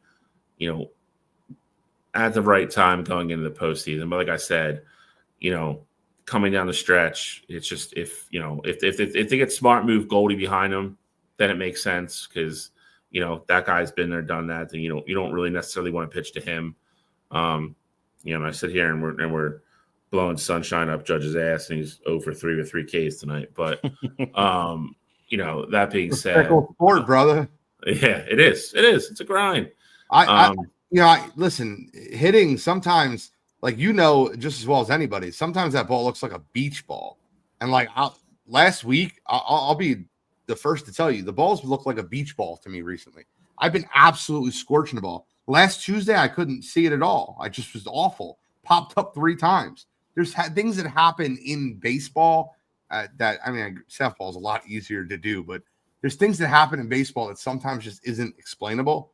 But you sometimes run into a pitcher who's pitching their ass off, and Dylan never ceased to amaze me is playing with something that's very something you don't talk about. Facts.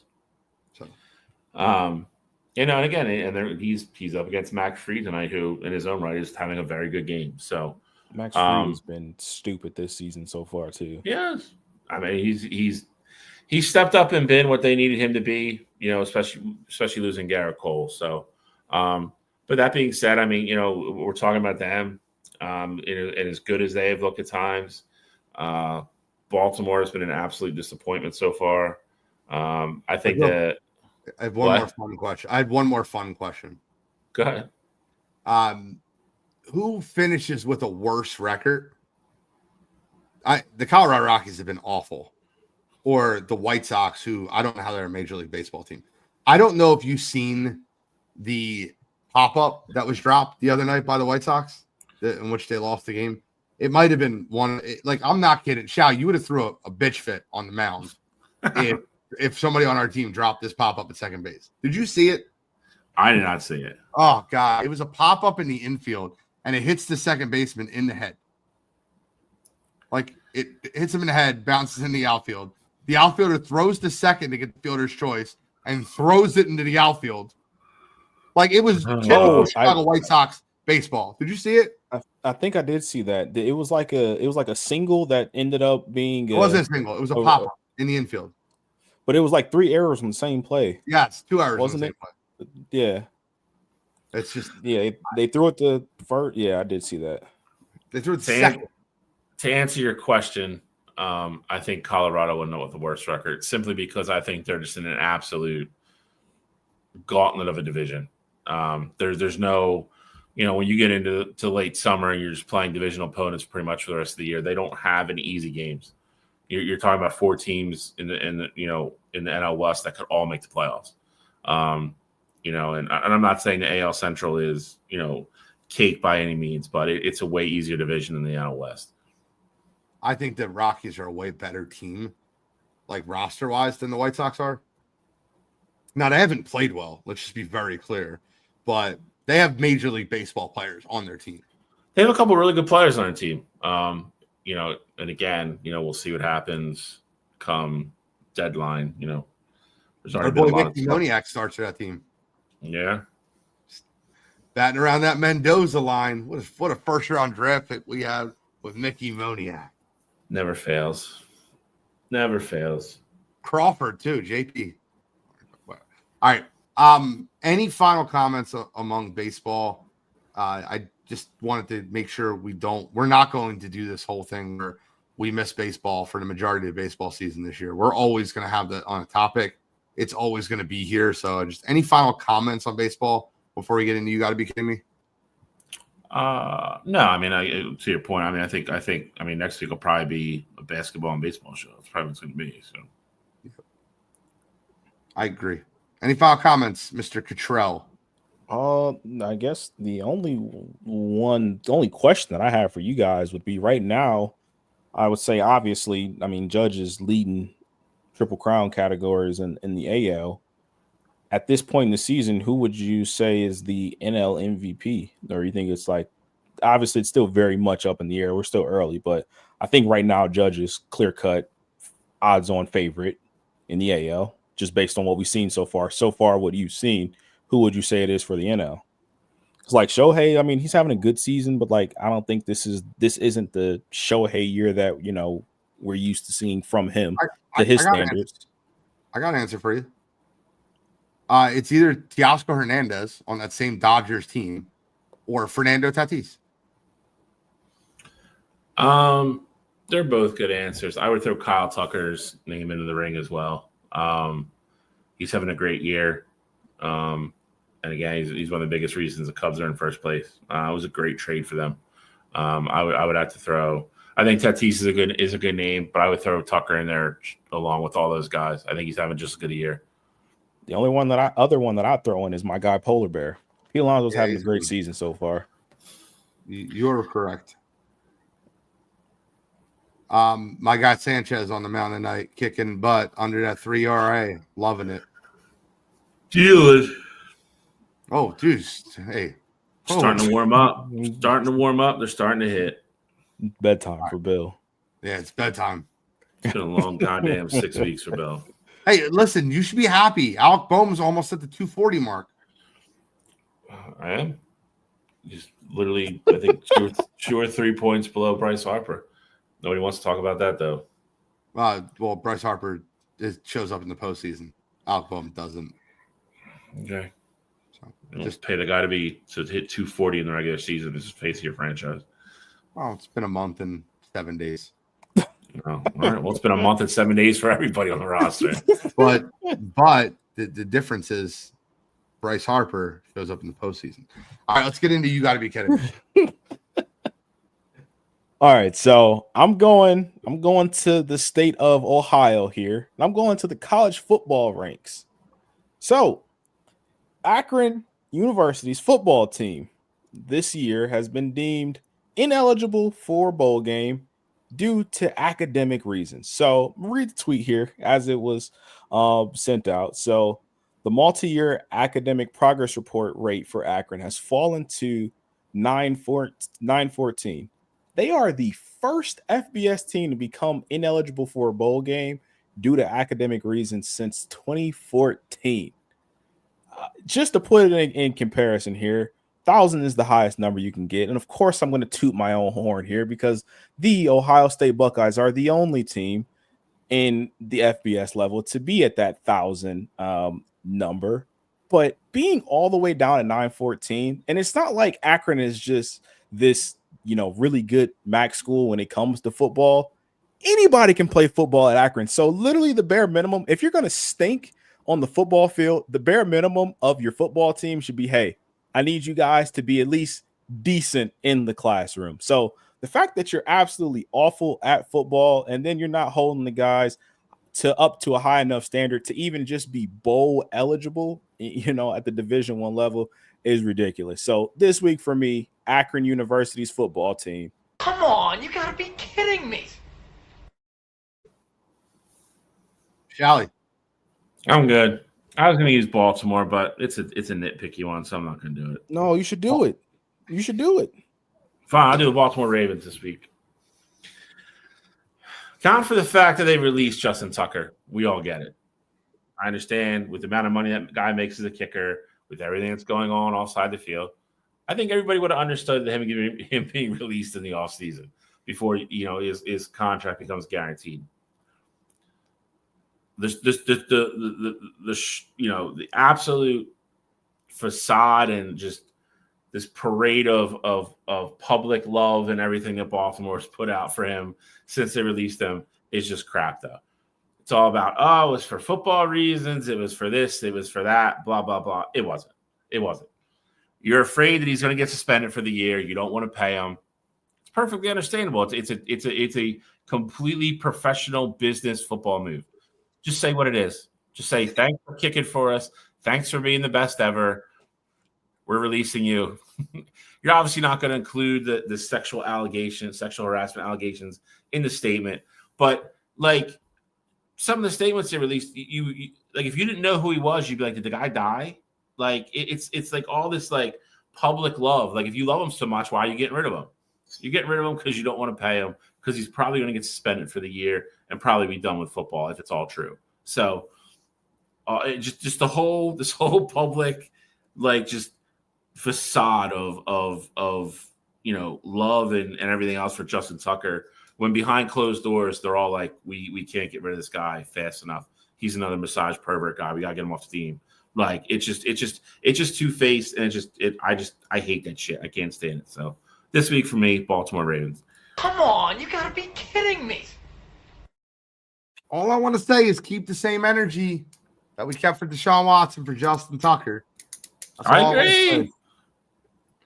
Mine this week, I think it's very predictable based on who I've taken a lot of shots at. And mine this week's Jason Tatum. And it's because of the press conference after the game when he asked him about the like physical play and the, if it bothers him. And he responded by saying the NBA playoffs are so physically intense that we probably should play without the refs. He made the comment when asked how to avoid letting frustration from the lack of calls impact him attacking the rim. This is now the second series. Now, granted, it's just one game, but this is now the second series in which the Celtics are complaining about the physicality of the postseason and the referees not giving them the calls that they deserve. Boo-hoo.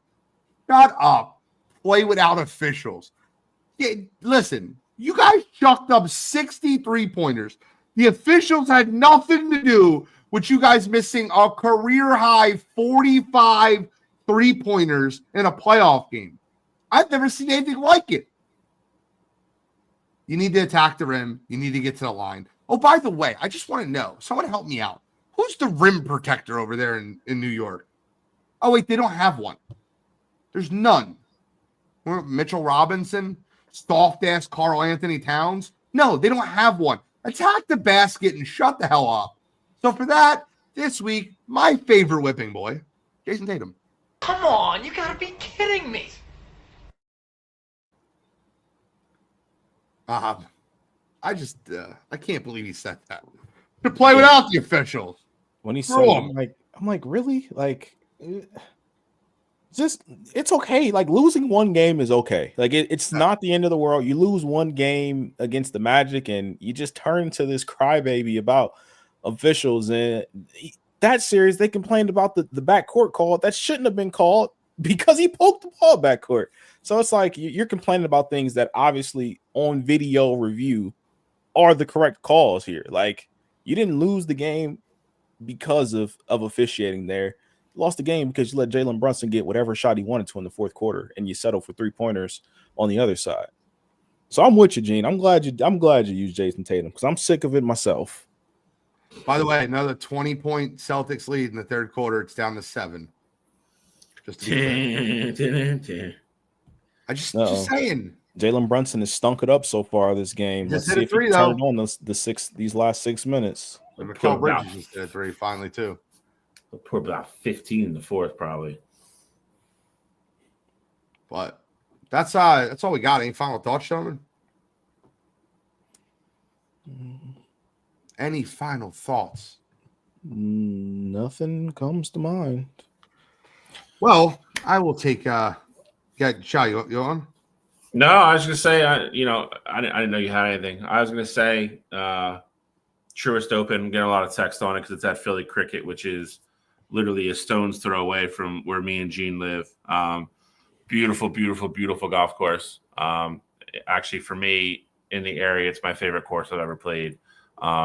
So if you're a golf fan, watch it this weekend. I'm glad the course is going to get its due on national TV. And I just have a weird feeling that Rory's going to win. That's my pick. But gorgeous, gorgeous golf course. Like I said, if you get a chance this weekend, I know it's a lot going on with Mother's Day. So, but if you get a chance, watch it. It's a really cool course. And like I said, have it being smack dab in the middle of Montgomery County, about 20 minutes from where the majority of people listen to this podcast. live from. It's pretty cool. So I just I was gonna take the low hanging fruit, and I wanted to wish all the mothers out there happy Mother's Day. I'm get to see my mom this Sunday, and I'm super thankful and happy to be able to see her on Mother's Day. And I know there's a lot of people that can't see their mom for whatever reason if she's no longer with us.